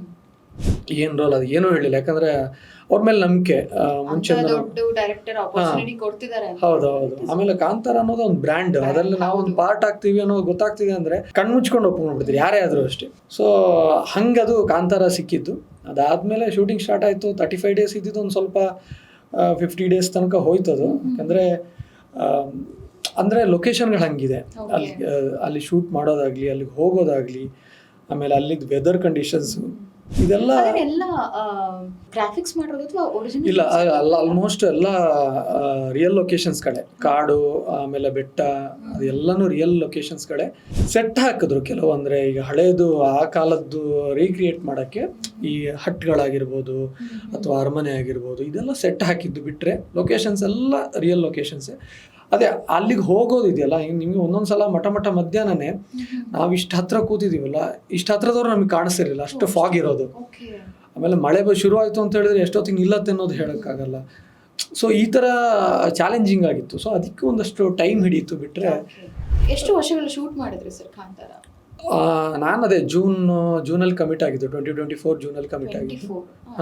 ಜುಲೈ ಆಗಸ್ಟಿಂದ ಶೂಟಿಂಗ್ ಸ್ಟಾರ್ಟ್ ಆಯಿತು. ಇವಾಗ ಅಕ್ಟೋಬರ್ 2025 ರಿಲೀಸ್ ಆಗಿದೆ. ಆ ಕಾಸ್ಟ್ಯೂಮ್ಸ್ ಎಲ್ಲ ಅಷ್ಟು ವಿಭಿನ್ನವಾಗಿ ಕಾಣ್ತಾರೆ. ಆಕ್ಚುಲಿ ಹೇಳ್ಬೇಕಂದ್ರೆ ಇಡೀ ಕಾಂತಾರ ಒಂದು ಸೆಟ್ ಇತ್ತಂದ್ರೆ ಈ ಕುಲಶೇಖರ್ ಮತ್ತೆ ಅವ್ರ ಗ್ಯಾಂಗ್ ಮಾತ್ರ ಜನ ತುಂಬಾ ಅಟ್ರಾಕ್ಟ್ ಮಾಡಿದ್ದಾರೆ. ನೀವು ಹೇಳ್ದಂಗೆ ಮಾತು ಕಮ್ಮಿ ಇರ್ಬೋದು, ಬಟ್ ಕೆಲವೊಂದು ಎಕ್ಸ್ಪ್ರೆಷನ್ಸ್ಗಳಾಗಿರ್ಬೋದು, ನೀವುಗಳು ಆಡ್ತಿದ್ದು ನಾಟಕಗಳಾಗಿರ್ಬೋದು, ಎಲ್ರಿಗೂ ಆಕ್ಚುಲಿ ಅದು ಕುಡುಕರಿಗೆ ಬೇಗ ಹತ್ರ ಆಗತ್ತೆ. ಕುಡುಕರಿಗೆ ಬೇಗ ಹತ್ರ ಅಂದರೆ ಒಂಥರ ವಿಲನಲ್ಲೇ ಕಾಮಿಕ್ ವಿಲನ್ಗಳ ಗ್ಯಾಂಗ್ ಇದು. ಒಂಥರ ಮಜಾ ಇತ್ತು. ಈ ಗ್ಯಾಂಗೂ ಅಷ್ಟೇ, ಅದರಲ್ಲಿ ಪ್ರಮೋದ್ ಶೆಟ್ಟರ್ ಆಗಿರ್ಬೋದು, ಆಮೇಲೆ ಗುಲ್ಶನ್ ದೇವಯ್ಯ ಆಗಿರ್ಬೋದು, ಆಮೇಲೆ PD ಸತೀಶ್ ಅವರಾಗಿರ್ಬೋದು, ಇನ್ನೊಬ್ಬರು ಸುಜಿತ್ ಅಂತ, ನಾವು ಅಂದರೆ ಆಡಿಷನಲ್ಲಿ ಆಗಿ ಬಂದಿದ್ದು. ಸೊ ಈ ಗ್ಯಾಂಗೇ ಒಂಥರ ಫನ್ ಗ್ಯಾಂಗ್ ಆಗಿತ್ತು. ಆನ್ ಸ್ಕ್ರೀನ್ ಹೆಂಗಿತ್ತು, ಆಫ್ ಸ್ಕ್ರೀನು ಹಂಗೆ ಇತ್ತು. ನಾವು ಅಂದರೆ ಬಾಂಡಿಂಗ್ ಇದು ಹೇಳ್ತಾ ಹೋಗ್ತಿದ್ರೆ ಆನ್ ಸ್ಕ್ರೀನ್ ಹೇಗಿತ್ತು, ಆಫ್ ಸ್ಕ್ರೀನ್ ಅಂದರೆ ಪ್ರಮೋದಣ್ಣ ನನಗೆ ಅದೇ ಹಳೆ ಪರಿಚಯನೇ.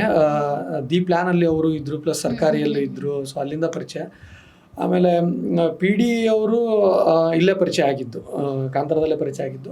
ಬಟ್ ಏನಂದರೆ ಒಂದು ಮ್ಯೂಚುವಲ್ ಇರುತ್ತಲ್ಲ, ಥಿಯೇಟರ್, ರಂಗಭೂಮಿ ಎಲ್ಲರೂ ಒಂದೇ ಒಂದು ಇದರಲ್ಲಿದ್ದು. ಗುಲ್ಶನ್ ದೇವಯ್ಯ ಅಂದಾಗ ನನಗೆ ಬಾಲಿವುಡಲ್ಲಿ ಕನ್ನಡದವರೇ, ಬಟ್ ಸ್ಟಿಲ್ ಬಾಲಿವುಡಲ್ಲೆಲ್ಲ ಕೆಲಸ ಮಾಡಿದವರು ಆ್ಯಟಿಟ್ಯೂಡ್ ಇರುತ್ತಾನೆ. ಬಟ್ ಅವರು ಅಷ್ಟೇ ತುಂಬ ಸಿಂಪಲ್ಲು, ಸಾದಾ ಸೀದಾ ಮನುಷ್ಯ. ಆಮೇಲೆ ಪ್ರಮೋದಣ್ಣನೂ ಅಷ್ಟೇ, PD ಸತೀಶ್ ಅವರು. ನಾವೆಲ್ಲ ಹಿಂಗೆ ಸೆಟ್ಟಲ್ಲಿ ಹೆಂಗಂದರೆ ಮಜಾ ಮಾಡಿಕೊಂಡು ಶೂಟ್ ಇದ್ದಾಗ ಸೀರಿಯಸ್ ಆಗಿ ಶೂಟ್ ಮಾಡ್ಕೊಂಡು, ಮತ್ತು ಅವರು ಅಷ್ಟೇ, ಪ್ರಮೋದಣ್ಣ ಆಗಿರ್ಬೋದು, ಗುಲ್ಶನ್ ಆಗಿರ್ಬೋದು, PD ಅವರಾಗಿರ್ಬೋದು, ಕೆಲವೊಂದು ಮೈನ್ಯೂಟ್ ಹೇಳ್ಕೊಡೋರು. ಹಿಂಗೆ ಮಾಡು, ಹಂಗೆ ಮಾಡು, ನಾನು ಹಿಂಗೆ ಮಾಡ್ತೀನಿ, ನೀನು ಅವಾಗ ಹಿಂಗೆ ಕೊಡು. ಸೊ ಟೀಮ್ ಥರ ಇತ್ತು. ಅದಕ್ಕೆ ಅದೊಂದು ಈಗ ಕೆಲವೊಂದು ಟ್ರಾಲ್ ಪೇಜ್ಗಳಲ್ಲಿ ನೋಡಿರ್ಬೋದು, ಎಲ್ಲರದು ಕಾಂತಾರದಲ್ಲಿ ಎಲ್ಲರದು ಒಂದಾದರೆ ಈ ಗ್ಯಾಂಗ್ದೇ ಒಂದು ಅಂತ ಹೇಳ್ಕೊಂಡು. ತುಂಬಾ ಚೆನ್ನಾಗಿ ಬಂದಿದೆ ಆಕ್ಚುಲಿ, ಕೊನೆವರೆಗೂ ಸಹ ಚೆನ್ನಾಗಿ. ಎಲ್ಲರೂ ಪ್ರಾಬ್ಲಿ ಕುಲಶೇಖರ್ ಆಕ್ಟಿಂಗ್ ಏನ್ ಮಾಡಿದ್ದಾರೆ, ಗುಲ್ಶನ್ ದೇವಯ್ಯ ಅವ್ರು ಬಾಲಿವುಡ್ ಕನ್ನಡದವ್ರು ಅಂತ ಗೊತ್ತಿರಲಿಲ್ಲ. ಯಾರು ಇನ್ಫ್ಯಾಕ್ಟ್ ನನಗೂ ಗೊತ್ತಿರಲಿಲ್ಲ. ಅವ್ರು ನೋಡಿದ್ರೆ ಇಲ್ಲೇ ಬೆಂಗಳೂರು ಕೋರಮಂಗಲದಲ್ಲೇ ಇದ್ದಿದ್ದಾರಂತೆ. ಅಂದರೆ ಈಸ್ ಎ ಕೂರ್ಗಿ. ಸೊ ಕೋರಮಂಗಲೇ ಇದ್ದಿದ್ದು. ಕನ್ನಡ ಎಷ್ಟು ಚೆನ್ನಾಗಿ ಮಾತಾಡ್ತಾರೆ, ಕನ್ನಡ ಓದ್ತಾರೆ. ಬಟ್ ನಮ್ಗೆಲ್ರಿಗೂ ಅವರು ಬಾಲಿವುಡ್ ಅವ್ರು ಅಂತಾನೆ ಮೈಂಡಲ್ಲಿತ್ತು. 35 days to 45 days schedule block ಮಾಡ್ಕೊ ಅಂತ ಹೇಳ್ತಾರೆ ರಿಷಬ್ ಸರ್. ಕಂಟಿನ್ಯೂಸ್ ಶೂಟ್ ಇರುತ್ತಾ ಅಥವಾ ಹೇಗೆ ಸರ್? ಇಲ್ಲ ಅಂದರೆ ಗ್ಯಾಪ್ಗಳಿತ್ತು, ಕಂಟಿನ್ಯೂಸ್ ಇರಲಿಲ್ಲ. ಒಂದೊಂದು ಶೆಡ್ಯೂಲ್ ಥರ, ಒಂದು ಶೆಡ್ಯೂಲ್ ಒಂದು 5 ದಿವಸ 6 ದಿವಸ, ಇನ್ನೊಂದು 10 ದಿವಸ, ಫೈಟ್ದೆಲ್ಲ ಒಂದು 10 ದಿವಸ ಶೆಡ್ಯೂಲ್ ಇತ್ತು. ಸೊ ಈ ಥರ ಕಟ್ ಆ್ಯಂಡ್ ಪೀಸ್ ಥರನೇ ಹೋಗುತ್ತೆ ಅದು. ಸೊ ಕೆಲವೊಂದು ಒಂದು ಫುಲ್ ಸ್ಟೆಚ್, ಅಂದರೆ ಆ ಸೀಕ್ವೆನ್ಸಲ್ಲಿ ಬೇರೆಯವ್ರದ್ದು ಯಾವ್ದಾದ್ರು ಮ್ಯಾಚ್ ಆಗುತ್ತೆ ಅಂತಿದ್ರೆ ಅದೊಂದು ಕಂಟಿನ್ಯೂ ಶೆಡ್ಯೂಲಾಗಿ ಹಾಕ್ತಾರೆ. ಸೊ ಅದೊಂದಷ್ಟು ಗ್ಯಾಪ್ ಇರುತ್ತೆ. ನೀವು ಕೆಲವೊಂದು ಪಾತ್ರಗಳು ಮಾಡಿದ್ರು ಸಹ ವಿಭಿನ್ನವಾಗಿರೋ ಡೈರೆಕ್ಟರ್ಸ್ಗಳ ಜೊತೆ ಕೆಲಸ ಮಾಡ್ತಿರ್ತಾರೆ. ಕಿರುತೆರೆಯಲ್ಲಿ ಬೇರೆ ಥರ ಡೈರೆಕ್ಟರ್ಸ್ ಇರ್ತಾರೆ, ಬಿಗ್ ಸ್ಕ್ರೀನಲ್ಲಿ ಬೇರೆ ಥರ ಡೈರೆಕ್ಟರ್ಸ್ ಇರ್ತಾರೆ. So working with Rishab Shetty sir, how was the experience?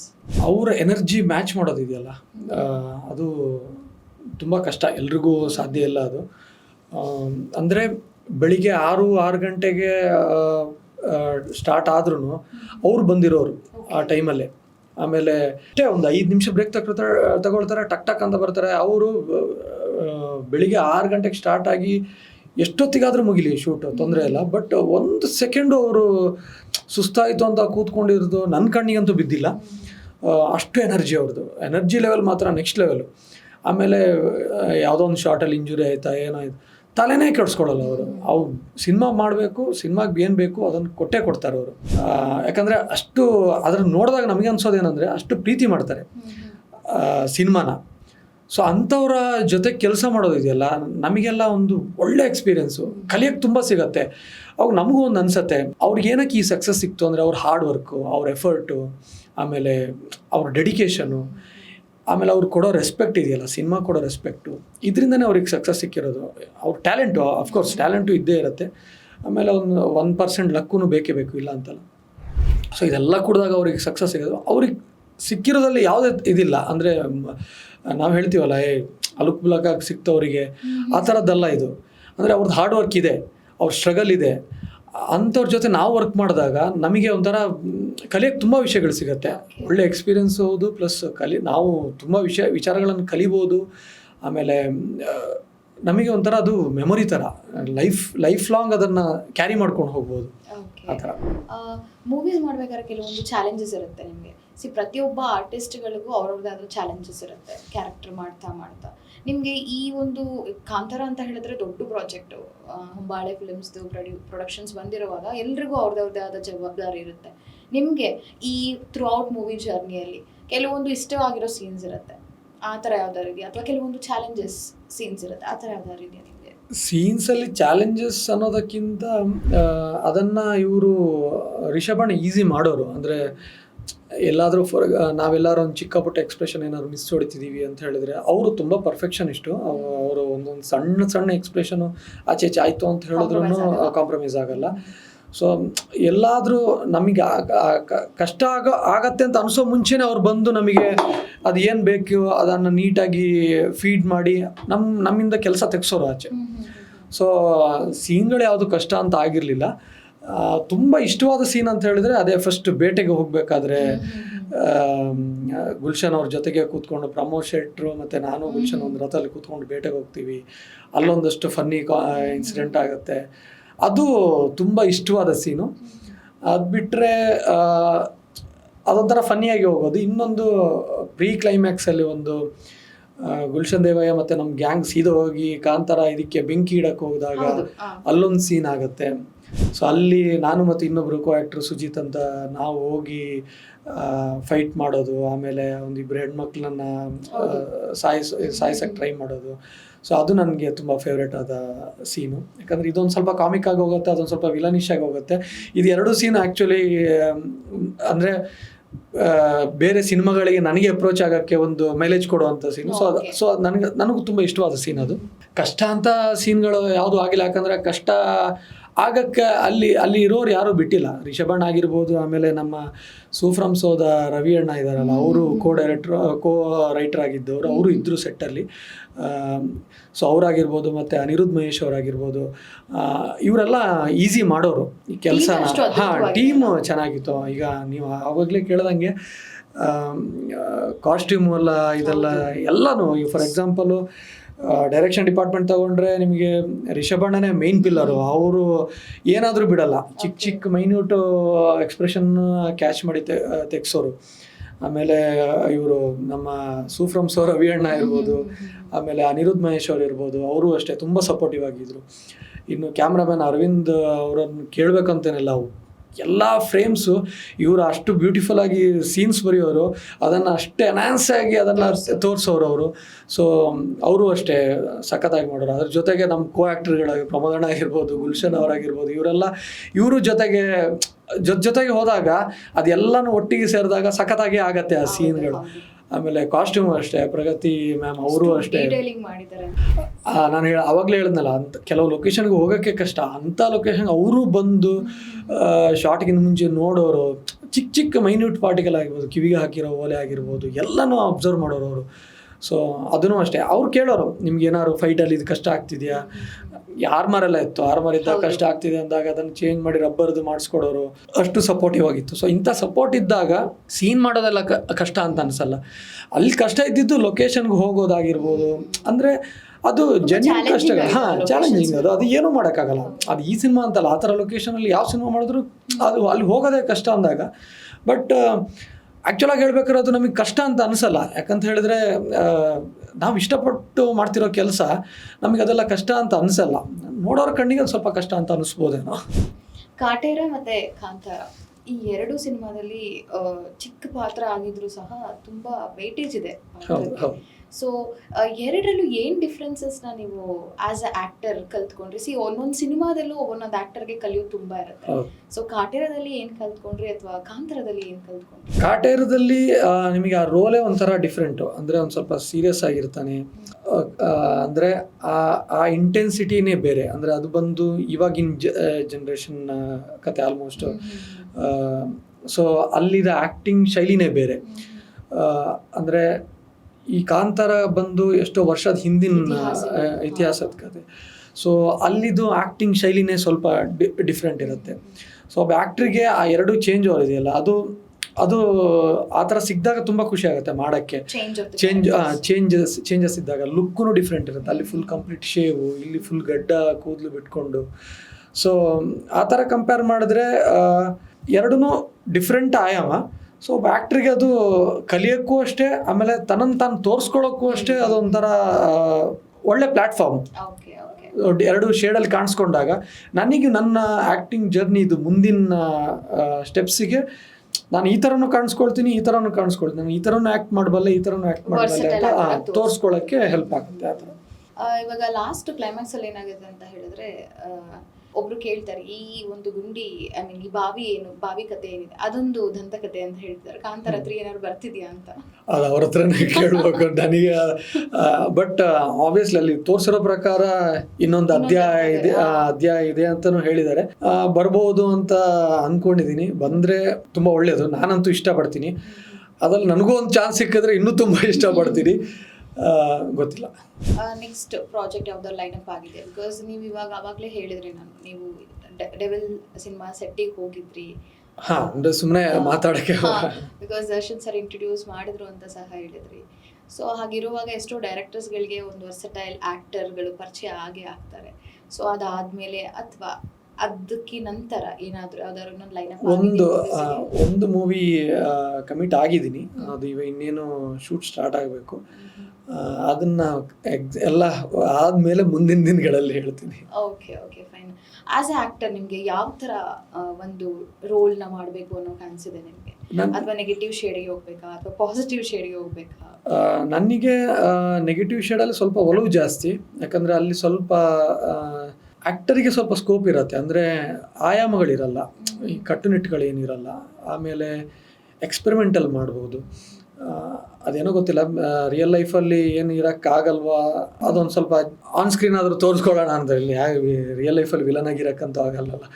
So ಅದಕ್ಕಂತ ಗೊತ್ತಿಲ್ಲ. ಬಟ್ ನೆಗೆಟಿವ್ ಶೇಡ್ ಮೇಲೆ ಸ್ವಲ್ಪ ಒಲವು ಜಾಸ್ತಿ. ಪರ್ಟಿಕ್ಯುಲರ್ ಆಗಿ ಇದೇ ರೀತಿದ್ದು ಮಾಡಬೇಕು ಅನ್ನೋದು ಆ ಥರ ಏನೂ ಇಲ್ಲ. ನನಗೆ ಆ ರೋಲ್ ಸೂಟ್ ಆಗತ್ತೆ, ನಾನಿದನ್ನು ನಿಭಾಯಿಸ್ಬೋದು ಅಂತ ಅನಿಸಿದ್ರೆ ಅದು ಯಾವುದೇ ರೋಲ್ ಆದರೂ ನಾನು ಮಾಡೋಕ್ಕೆ ಸಿದ್ಧ. ಅದಕ್ಕೆ ಏನೇನು ಪ್ರಿಪ್ರೇಷನ್ಸ್ ಮಾಡಬೇಕು, ಅದಕ್ಕೆ ಏನೇನು ಸ್ಟ್ರಗಲ್ ಆಗಿರ್ಬೋದು, ಏನೇ ಆಗಿರ್ಬೋದು, ನಾನು ರೆಡಿ ಇರ್ತೀನಿ. ಬಟ್ ನನಗೆ ಅನ್ನಿಸ್ಬೇಕದು, ಈ ಕ್ಯಾರೆಕ್ಟರ್ನ ನಾನು ನಿಭಾಯಿಸಬಲ್ಲೆ, ನನ್ನಿಂದ ಇದು ಸಾಧ್ಯ ಅಂತ ನನ್ನ ಒಳಗೆ ಮನಸ್ಸಿಗೆ ಅನ್ನಿಸ್ಬೇಕು. ನನಗೆ ಅನಿಸಿಲ್ಲ ಅಂತ ಹೇಳಿದ್ರೆ ನಾನು ಅದಕ್ಕೆ ಜಸ್ಟಿಫೈ ಕೊಡೋಕ್ಕೆ ಆಗಲ್ಲ ಅಲ್ಲ. ಸೊ ಈ ಥರದ್ದೇ ಮಾಡಬೇಕು ಅಂತ ಯಾವುದಿಲ್ಲ, ನನಗೆ ಅನಿಸ್ತು ಅಂತ ಹೇಳಿದ್ರೆ ಯಾವ ಥರದ್ದಾದರೂ ಮಾಡೋಕ್ಕೆ ಸಿದ್ಧ. ಪ್ರಾಬ್ಲಿ ಈ ಒಂದು ಗೆಟಪ್ ಅಲ್ಲಿ ನೋಡಿದಾಗ ಆಬ್ವಿಯಸ್ಲಿ ಎಲ್ಲರೂ ನೀವು ನೆಗೆಟಿವ್ ಶೇಡ್ಸ್ಗೆ ಪರ್ಫೆಕ್ಟ್ ಆಗಿ ಕಾಣ್ತೀರ ಅನ್ಸುತ್ತೆ. ಎಲ್ಲೂ ಪಾಸಿಟಿವ್ ಶೇಡ್ಸ್ ಅಂತ ಹೇಳೋ no it doesn't suit for positive ಅಂತಾನೆ ಅನ್ಸ್ಬಿಡುತ್ತೆ ಇವಾಗ. ಕರೆಕ್ಟ್. ಸೊ ಕಾಂತಾರ ಎಷ್ಟು ಖುಷಿ ಕೊಟ್ಟಿದೆ ನಿಮ್ಗೆ ಇವಾಗ?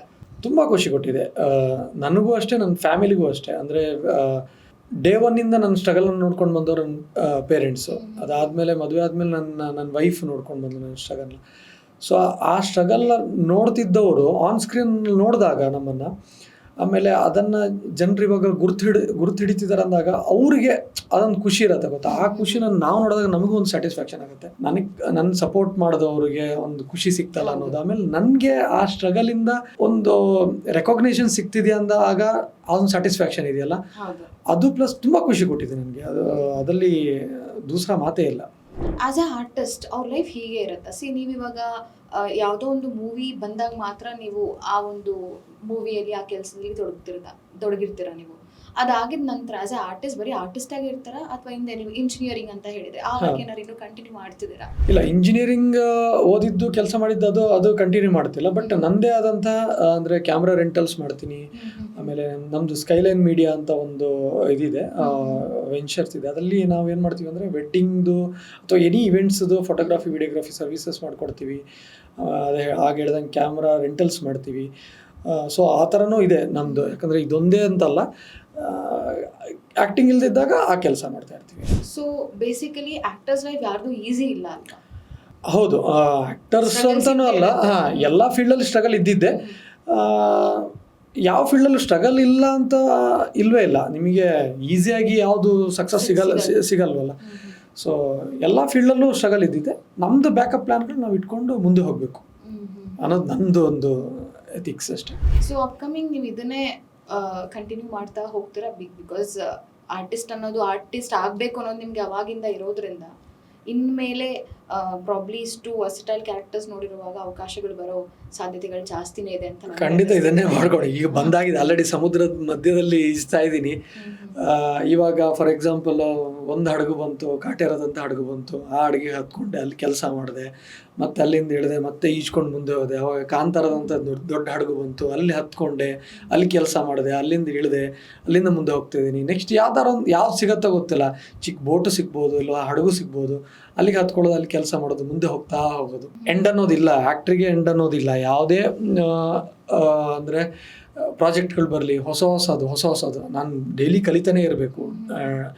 ನನ್ನನ್ನು ನಾನು ಡೈಲಿ ಇಂಪ್ರೂವ್ ಮಾಡ್ಕೊಳ್ತಾನೆ ಇರಬೇಕು. ಆ್ಯಕ್ಟ್ರಿಗೆ ಲೈಫ್ ಇರೋದೇ ಹಾಗೆ.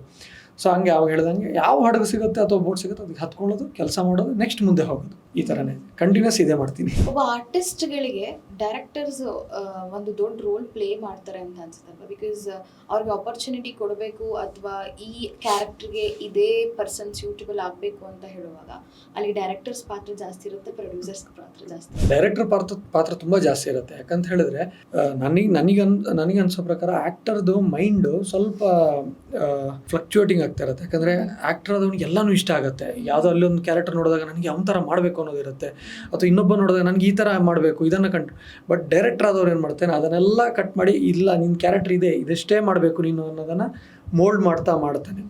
ಸೊ ಡೈರೆಕ್ಟರ್ ಪಾತ್ರ ತುಂಬ ಇಂಪಾರ್ಟೆಂಟ್. ಯಾಕಂದರೆ ಅವ್ರಿಗೆ ವಿಷನ್ ಇರುತ್ತಲ್ವ, ಈ ಥರನೇ ಕಾಣಿಸ್ಕೋಬೇಕು, ಈ ಥರನೇ ಎನ್ಯಾಕ್ಟ್ ಮಾಡಬೇಕು ಅನ್ನೋದು. ಸೊ ಅವರೇ ಅದನ್ನು ಹೊರಗೆ ತೆಗೆಸೋದು. ಇವಾಗ ಕಾಟೇರದಲ್ಲೂ ಅಷ್ಟೇ, ಆ ಲಾಸ್ಟ್ ಪ್ರೀ ಕ್ಲೈಮ್ಯಾಕ್ಸಲ್ಲಿ ಸ್ಕೆಲಿಟನ್ನ ಎಲ್ಲ ಸುಟ್ಟಾಕಕ್ಕೆ ಬಂದಾಗ ಸಿಕ್ಕಾಕೊಂಡು ಆ ಒಂದು ಮೇಜರ್ ಸೀನು, ಅದು ತರುಣ್ ಸರೇ ಅವ್ರು ಹಿಂಗೆ ಮಾಡುವಂಥ ಅವ್ರು ಮಾಡಿಸಿದ್ದು, ಅವ್ರ ಕೈಲೇ ಅವರೇ ನನ್ನ ಕೈಲಿ ಮಾಡಿಸಿದ್ದು. ಅಂದರೆ ಹಿಂಗೆ ಅವ್ರಿಗೊಂದು ಐಡಿಯಾ ಇರುತ್ತೆ, ಈ ಥರನೇ ಕಾಣಿಸ್ಕೋಬೇಕು. ಹೌದು, ಒಂದು ಸ್ವಲ್ಪ ಫ್ರೀಡಮ್ ಕೊಡ್ತಾರೆ, ನೀನೊಂದು ಮಾಡು, ನಿಂದಲ್ಲಿ ಏನಿದೆ ಅದ್ರಲ್ಲಿ ಏನು ಬೇಕೋ ಅದನ್ನು ಕಟ್ ಮಾಡಿಕೊಂಡು ನೀಟಾಗಿ ತೆಗೆಸ್ತಾರೆ. ಇವಾಗ ಕಾಂತಾರನೂ ಅಷ್ಟೇ, ಎಲ್ಲ ರಿಷಬ್ ಶೆಟ್ಟಿ ಅವ್ರದ್ದೇ ಎಲ್ಲ ಐಡಿಯಾಸು ಅಥವಾ ಏನೇ ಇದ್ರು ಪ್ರತಿಯೊಬ್ಬ ಆ್ಯಕ್ಟ್ರದ್ದು ಅಷ್ಟೇ, ಅವ್ರು ಹಿಂಗೆ ಮಾಡಬೇಕು, ಹಿಂಗೆ ಕಾಣಿಸ್ಬೇಕು ಅನ್ನೋದು ಅವ್ರ ಮೈಂಡಲ್ಲಿ ಇತ್ತು ಆಲ್ರೆಡಿ ವಿಜುವಲ್ಸು. ಸೊ ಡೈರೆಕ್ಟ್ರ್ ಪಾತ್ರ ತುಂಬ ತುಂಬ ಇಂಪಾರ್ಟೆಂಟು. ಸಿಲೆಕ್ಟ್ ಆಗೋದು ಅಷ್ಟೇ, ಅದು ಡಿಪೆಂಡ್ಸ್. ಕೆಲವರು ಪ್ರೊಡ್ಯೂಸರು ಇನ್ವಾಲ್ವ್ ಆಗ್ತಾರೆ, ಕೆಲವರು ಡೈರೆಕ್ಟ್ರು ಹೇಳಿದ್ದೇ ನಡೆಯುತ್ತೆ. ಅದು ಡಿಪೆಂಡ್ಸ್, ಅದು ಏನೂ ಮಾಡೋಕ್ಕಾಗಲ್ಲ. ಅದು ಆ ಟೈಮು ಆ ದಿನ ನಮ್ಮ ಟೈಮು ಎಲ್ಲ ಚೆನ್ನಾಗಿತ್ತು ಅಂತ ಹೇಳಿದ್ರೆ ಕೂಡಿ ಬರುತ್ತೆ ಅಷ್ಟೇ. ಅದು ಎಕ್ಸಾಕ್ಟಾಗಿ ಏನು ಅಂತ ಹೇಳೋಕ್ಕಾಗಲ್ಲ. ಬಟ್ ಡೈರೆಕ್ಟ್ರ್ ಪಾತ್ರ ತುಂಬ ಇಂಪಾರ್ಟೆಂಟ್ ಆಗುತ್ತೆ, ಇಲ್ಲ ಅಂತಲ್ಲ.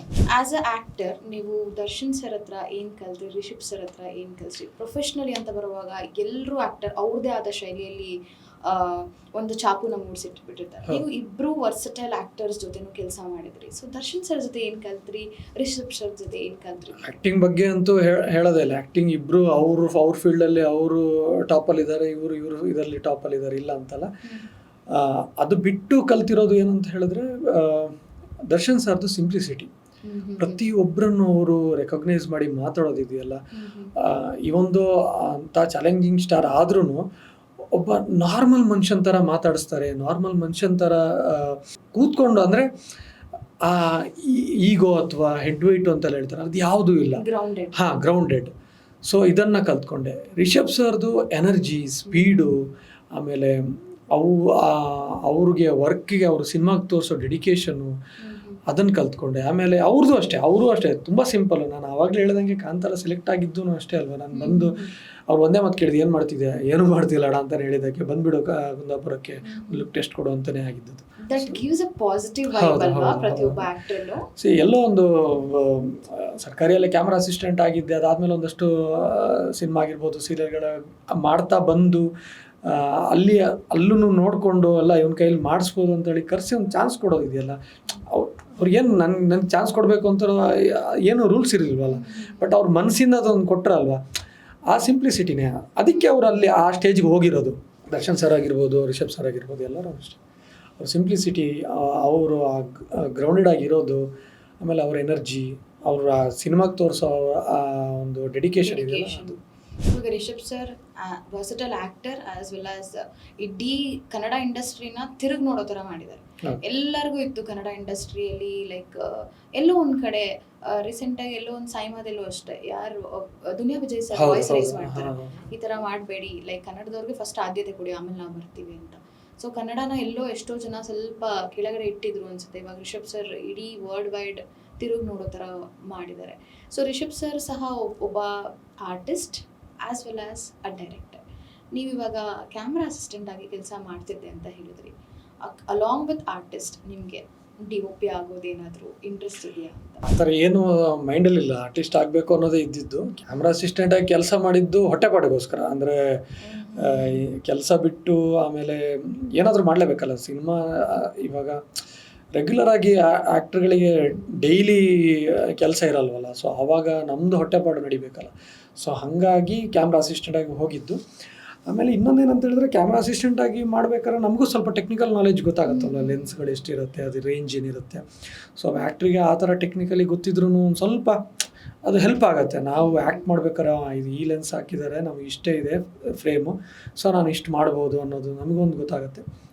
ಸೊ ಎರಡು ರೀತಿಯಲ್ಲಿ ನಾವು ಅದೊಂದು ಹೊಟ್ಟೆಪಾಡಿಗೆ ಅಂತ ಹೋಗಿದ್ದು.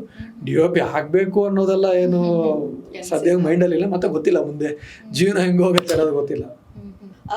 ಇದು ಇವಾಗ ಪ್ಯಾನ್ ಇಂಡಿಯಾ ಮೂವೀಸ್ ಇವಾಗ ವರ್ಲ್ಡ್ ವೈಡ್ ಹೋಗ್ತಿದೆ. ಇವಾಗ ಏನಾಗಿದೆ ಅಂತ ಹೇಳಿದ್ರೆ, ಕನ್ನಡಲ್ಲಿ ಇರೋ ಆರ್ಟಿಸ್ಟ್ಗಳಾಗಿರ್ಬೋದು ಪರಭಾಷೆಗಳಲ್ಲಿ ನಟನೆ ಮಾಡೋಕ್ಕೆ ಹೋಗ್ತಾರೆ. ಎಲ್ಲೋ ಈ ಥರ ಪ್ಯಾನ್ ಇಂಡಿಯಾಸ್ ಮೂವಿ ಪ್ರತಿಯೊಬ್ಬ ಆರ್ಟಿಸ್ಟಿಗೆ ಬೇರೆ ಭಾಷೆಗಳಲ್ಲಿ ನಟನೆ ಮಾಡೋದಕ್ಕೂ ಅವಕಾಶ ಸಿಗಬಹುದು ಅಂತ ಅನ್ಸುತ್ತಾ ನಿಮಗೆ? ಸಿಗಬಹುದು. ಅಂದರೆ ಇವಾಗ ಹೆಂಗೆ ಇಲ್ಲೀಗ ನಾವು ಒಂದು ಯಾವುದೋ ಸಿನಿಮಾದಲ್ಲಿ ಆ್ಯಕ್ಟ್ ಮಾಡಿ ಆ ರೋಲ್ನ ನೋಡಿ ಹೆಂಗೆ ನಮ್ಮ ಕನ್ನಡ ಡೈರೆಕ್ಟರೇ ನಮ್ಮನ್ನು ಸೆಲೆಕ್ಟ್ ಮಾಡಿ ಕರೀತಾರೋ, ಹಾಗೆ ಈಗ ಪ್ಯಾನ್ ಇಂಡಿಯಾ ಸಿನಿಮಾಗಳು ಬೇರೆ ಭಾಷೆ ಡೈರೆಕ್ಟರ್ಗಳು ನೋಡಿದಾಗ ಅವ್ರಿಗೆ ಎಲ್ಲೋ ಈ ಪಾತ್ರನ ಇವ್ರ ಕೈಲಿ ಮಾಡಿಸ್ಬೋದು ಅಂತ ಏನಾರು ಅನಿಸ್ತು ಅಂತ ಹೇಳಿದ್ರೆ ಕರಿಬೋದೇನೋ. ಅದು ಹೋಗೋದು ತಪ್ಪೇನಲ್ಲ ನನ್ನ ಪ್ರಕಾರ. ಯಾಕಂದರೆ ಆ್ಯಕ್ಟರ್ಗೆ ಎಂಡ್ ಆಫ್ ದ ಡೇ ಅವರು ಕನ್ನಡನೇ ಬೆಳೆಸೋದಲ್ವ, ಕನ್ನಡದಿಂದ ಹೋದರು ಅನ್ನೋದು ಇರುತ್ತೆ. ಬಟ್ ಇಲ್ಲಿನ ಭಾಷೆನೂ ಇಲ್ಲಿನ ಕಲ್ಚರ್ನು ಬಿಡಬಾರ್ದು ಅನ್ನೋದು ನನ್ನೊಂದು. ಯಾಕಂದರೆ ನಾವು ಎಂಡ್ ಆಫ್ ದ ಡೇ ನಾವು ನಮ್ಮ ಹುಟ್ಟು ನಮ್ಮ ಬೇರನ್ನ ನಾವು ಮರಿಬಾರ್ದು ಅಷ್ಟೇ. ಹೋಗಿ ಕೆಲಸ ಮಾಡಿ ಬರೋಣ ಅಷ್ಟೇ, ಅದಲ್ಲೇನಿದೆ. ಸೊ ಹೇಗೆ ಅನ್ನಿಸ್ತಿದೆ Kantara world wide PAN India ಆಯಿತು, ಎಲ್ಲ ಪ್ರತಿಯೊಂದು ಭಾಷೆಗಳಲ್ಲೂ ಬರ್ತಿದೆ. ಸೊ ನಿಮ್ಮನ್ನ ನೀವು ಬೇರೆ ಲ್ಯಾಂಗ್ವೇಜಸಲ್ಲಿ ಆಗಿರ್ಬೋದು, ಬೇರೆ ಸ್ಟೇಟ್ಗಳಾಗಿರ್ಬೋದು, ಆ ಸ್ಕ್ರೀನಲ್ಲಿ ದೊಡ್ಡ ಸ್ಕ್ರೀನಲ್ಲಿ ನಮ್ಮನ್ನ ನಾವು ನೋಡ್ಕೊಳ್ಳೋದೇ ಒಂದು ಖುಷಿ ವಿಚಾರ. ನಿಮ್ಮನ್ನ ನೀವು ಅಷ್ಟು ದೊಡ್ಡ ಪರದೆಯಲ್ಲಿ ನೋಡ್ಕೊಳ್ಬೇಕಾದ್ರೆ ಪ್ರತಿಯೊಬ್ಬ ಆರ್ಟಿಸ್ಟ್ಗೆ ಎಮೋಷನ್ಸ್ ಆಗೇ ಆಗ್ತಾರೆ. ನಿಮ್ಗೆ ಯಾವ ರೀತಿ ಎಕ್ಸ್ಪೀರಿಯನ್ಸ್ ಆಯಿತು? ಇಂಥ ದೊಡ್ಡ ಪ್ಯಾನ್ ವರ್ಲ್ಡ್ ಸಿನಿಮಾದಲ್ಲೇ ಚಾನ್ಸ್ ಸಿಕ್ಕಿದ್ದು ಒಂದು ಭೂಮಿ, ಅಂದರೆ ಡ್ರೀಮ್ ಕಮ್ ಟ್ರೂ ಅಂತ ಹೇಳ್ತಾರಲ್ಲ ಆ ಥರ. ಜೊತೆಗೆ ಸ್ಕ್ರೀನಲ್ಲಿ ಅದು ನೋಡೋದಿದೆಯಲ್ಲ, ಆವಾಗ ಎಮೋಷನ್ ಅನ್ನೋದಕ್ಕಿಂತನೂ ಜಾಸ್ತಿ ಖುಷಿ, ಸಮಾಧಾನ ಅಥವಾ ಸ್ಯಾಟಿಸ್ಫ್ಯಾಕ್ಷನ್ ಆಗಿರ್ಬೋದು, ಅವ್ನ ಮನಸ್ಸಿಗೆ ಒಂದು ರಿಲೀಫ್. ಹಬ್ಬ ನಾನು ಮಾಡಿದ್ದೀನಿ ಇದರಲ್ಲಿ ಅಂದರೆ ಅಷ್ಟು ದಿನಗಳ ಕಷ್ಟ ಆಗಿರ್ಬೋದು,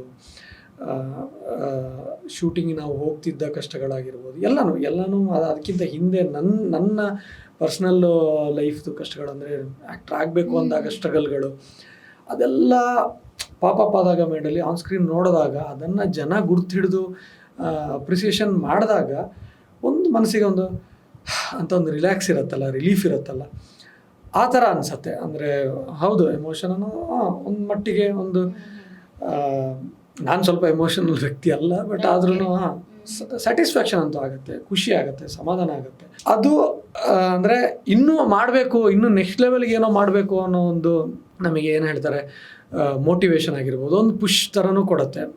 ಇದು ಮಾಡಿದ್ದೀನಿ, ನೆಕ್ಸ್ಟ್ ಇನ್ನೂ ಏನೋ ಮಾಡಬೇಕು, ನೆಕ್ಸ್ಟ್ ಲೆವೆಲ್ಗೆ ಹೋಗಬೇಕು ಅನ್ನೋ ಒಂದು ಹಠ ಬರುತ್ತೆ. ಸೊ ಅದು ಪುಷ್ ಕೊಡುತ್ತೆ ಅಂತ ಹೇಳ್ಬೋದು. ನಾವು ಪ್ರತಿ ಕ್ಯಾರೆಕ್ಟರ್ ಬಗ್ಗೆನೂ ಮಾತಾಡ್ಕೊಂಡು, ರುಕ್ಮಿಣಿ ಬಸಂತ್ ಕನಕಾವತಿ ಅನ್ನೋ ಕ್ಯಾರೆಕ್ಟರ್, ಅವ್ರ ಜೊತೆ ಸಹ ನೀವು ಸ್ಕ್ರೀನ್ ಶೇರ್ ಮಾಡಿದ್ದೀರಾ. How was experience? ಒಂದು 2-3 ಕಡೆ ಚಿಕ್ಕ ಪೋರ್ಷನ್ ಶೇರ್ ಮಾಡ್ಕೊಂಡಿದ್ವಿ ಅಷ್ಟೇ. ಅವು ಅಂದರೆ ಪರ್ಸ್ನಲಾಗಿ ಅವರನ್ನ ಮಾತುಕತೆ ಎಲ್ಲ ಏನೂ ಮಾಡಿಲ್ಲ, ಆನ್ ಸ್ಕ್ರೀನಲ್ಲಿ 1-2 ಕಡೆ ಅಷ್ಟೇ ಕಾಣಿಸ್ಕೊಳ್ತೀವಿ. ತುಂಬ ಒಳ್ಳೆ ಹೀರೋಯಿನ್, ಅಂದರೆ ಆರ್ಟಿಸ್ಟ್, ಕನ್ನಡಕ್ಕೆ ಬೇಕು ಅಂಥವ್ರು. ಅಂದರೆ ಅವರು ಅಷ್ಟೇ, ಅಂದರೆ ಪ್ರಿಪೇರ್ ಆಗಿ ಬರೋದಾಗಿರ್ಬೋದು, ಅಥವಾ ಅಲ್ಲಿ ಅವ್ರು ತೋರಿಸೋ ಡೆಡಿಕೇಶನ್ಗಳಾಗಿರ್ಬೋದು, ಅದು ತುಂಬ ಗೊತ್ತಾಗತ್ತೆ. ಅವರು ಅಂದರೆ ಸಿನಿಮಾನ ಅವ್ರು ಎಷ್ಟು ಪ್ರೀತಿ ಮಾಡ್ತಾರೆ ಅನ್ನೋದು ಅದರಿಂದ ಕಾಣಿಸುತ್ತೆ. ಅದು ಬಿಟ್ಟು ಬೇರೆ ಜಾಸ್ತಿ ಅವ್ರ ಜೊತೆ ಅಷ್ಟು ಕಾನ್ವರ್ಸೇಷನಲ್ಲಿ ಏನೂ ಆಗಿಲ್ಲ. ಇಲ್ಲಿ ಎಷ್ಟೋ ಜನ ಅಂದ್ಕೊಂಡಿದ್ದಾರೆ ಇದು ಕಂಪ್ಲೀಟ್ಲಿ ಕಾಂತಾರ ಗ್ರಾಫಿಕ್ಸ್ ಆಗಿದೆ ಅಂತ. ಇಲ್ಲಿ ಎಷ್ಟು ಮಟ್ಟಿಗೆ ಗ್ರಾಫಿಕ್ಸ್ ಯೂಸ್ ಮಾಡಿದ್ದಾರೆ, ಎಷ್ಟು ಮಟ್ಟಿಗೆ ರಿಯಾಲಿಟಿ ಇದೆ ಇಲ್ಲಿ? ಗ್ರಾಫಿಕ್ಸ್ ಸ್ವಲ್ಪ ಕಮ್ಮಿನೇ, ಆಲ್ಮೋಸ್ಟ್ ಎಲ್ಲ ರಿಯಾಲಿಟಿನೇ ಇರೋದು. ಫೈಟ್ಗಳು ಅಷ್ಟೇ. ಹಂಗೆ ಹೇಳಬೇಕು ಅಂತ ಹೇಳಿದ್ರೆ ರಿಷಬ್ ಅಣ್ಣಂದು ಒಂದಷ್ಟು ಫೈಟ್ಗಳು ಡೂಪು ಮಾಡಿಲ್ಲ, ಅವರೇ ಮಾಡಿರೋದು. ಅವ್ರಿಗೆ ಇಂಜುರಿನೂ ಆಗಿತ್ತು, ಬಟ್ ಆದ್ರೂ ಅವರೇ ಮಾಡಿದ್ದು ಎಲ್ಲನೂ. ಕೆಲವೊಂದು ಚಿಕ್ಕ ಪುಟ್ಟ ಗ್ರಾಫಿಕ್ಸ್ ಇದೆ, ಅದು ಕೆಲವು ಮಾಡಲೇಬೇಕು, ಅದನ್ನು ರೀಕ್ರಿಯೇಟ್ ಅಂತೂ ಮಾಡೋಕ್ಕಾಗಲ್ಲ. ಸೊ ಅದನ್ನು ಗ್ರಾಫಿಕ್ಸ್ ಮಾಡಿದ್ದಾರೆ. ಬಟ್ ಮೇಜರ್ ಲೊಕೇಶನ್ ಆಗಿರ್ಬೋದು ಎಲ್ಲನೂ ರಿಯಲಿಸ್ಟಿಕ್. ಜನರು ಅಷ್ಟು ಜೂನಿಯರ್ಸ್ನೆಲ್ಲ ಕರೆಸಿ ಮಾಡಿಸಿರೋದು. ಸೊ ಆಲ್ಮೋಸ್ಟ್ ರಿಯಲಿಸ್ಟಿಕ್ ಇದೆಲ್ಲ. ನಿಮಗೆ ಹಾರ್ಸ್ ರೈಡಿಂಗ್ ಬರ್ತಿತ್ತಾ? ಬಿಕಾಸ್ ಕುದುರೆಯಲ್ಲಿ ಇತ್ತು, ಹೀರೋ ಸೀನ್ ಇದೆ ನಿಮ್ದು. ಹೌದು, ಅದು ಒಂದು ನೀವು ಕೇಳಿದಾಗ ನನಗೆ ನೆನಪಾಯ್ತು. ಆ್ಯಕ್ಚುಲಿ ಹಾರ್ಸ್ ರೈಡಿಂಗ್ ನನಗೆ ನಿಜವಾಗ್ಲೂ ಬರಲ್ಲ, ಇವತ್ತು ಹೇಳ್ತಾ ಇದ್ದೀನಿ ಇದನ್ನು. ಸಾರಿ ರಿಷಬಣ್ಣ, ನನಗೆ ಆಡಿಷನ್ ಎಲ್ಲ ಆದಾಗ ಫಸ್ಟಿಗೆ ಕೇಳಿದ್ರು ಹಾರ್ಸ್ ರೈಡ್ ಬರುತ್ತಲ್ಲ, ಬೇಸಿಕ್ ಗೊತ್ತು ಅಂತಲೇ ತಳ್ಕೊಂಡು ಬಂದೆ. ಬಟ್ ನನಗೆ ನಿಜವಾಗ್ಲೂ ಏನೂ ಗೊತ್ತಿರಲಿಲ್ಲ. ನನಗೇನು ಭಯ ಅಂದರೆ ಹಾರ್ಸ್ ರೈಡ್ ಗೊತ್ತಿಲ್ಲ ಅಂತ ಹೇಳಿದ್ರೆ ನನಗೆ ಏನೋ ಚಾನ್ಸ್ ಸಿಗಲ್ವೇನೋ ಅನ್ನೋ ಒಂದು ಭಯ. ಆಮೇಲೆ ಏನೋ ಅದೊಂದು ಇರತ್ತಲ್ವ, ಸೊ ಇಲ್ಲ ಚಾನ್ಸ್ ಹೋಗ್ಬಿಡುತ್ತಲ್ಲ ಹಂಗೆ ಹಿಂಗೆ ಅಂತ ಹೇಳ್ಕೊಂಡು, ಸೊ ಇಲ್ಲ ಬರುತ್ತೆ, ಬೇಸಿಕ್ ಗೊತ್ತು ಅಂತಲೇ ಬಂದೆ. ಬಟ್ ಏನಂತ ಹೇಳಿದ್ರೆ ಟ್ರೈನಿಂಗ್ ಇತ್ತು ನಮಗೆಲ್ಲ, ಒಂದು ಸ್ವಲ್ಪ ಬೇಸಿಕ್ ಟ್ರೈನಿಂಗ್ಗಳಿತ್ತು. ಹಾರ್ಸ್ ರೈಡಿಂಗ್ ಆಗಿರ್ಬೋದು, ಆಮೇಲೆ ಫೈಟೂ ಆಗಿರ್ಬೋದು, ಕೆಲವು ಪ್ರೀ ಕ್ಲೈಮ್ಯಾಕ್ಸು ಫೈಟ್ ಎಲ್ಲ ಎಕ್ಸಾಕ್ಟ್ ಸೀನ್ಗಳು ಅಲ್ದಿದ್ರು ನಮಗೊಂದು ಬೇಸಿಕ್ ಹೇಳ್ಕೊಡೋರು ಫೈಟ್ ಮಾಸ್ಟರ್ಗಳು. ಅದಕ್ಕೆ ಒಂದು 10 ದಿವಸ, ಒಂದು 6-7 ದಿವಸ ನಮಗೆ ಟ್ರೈನಿಂಗ್ ಇತ್ತು.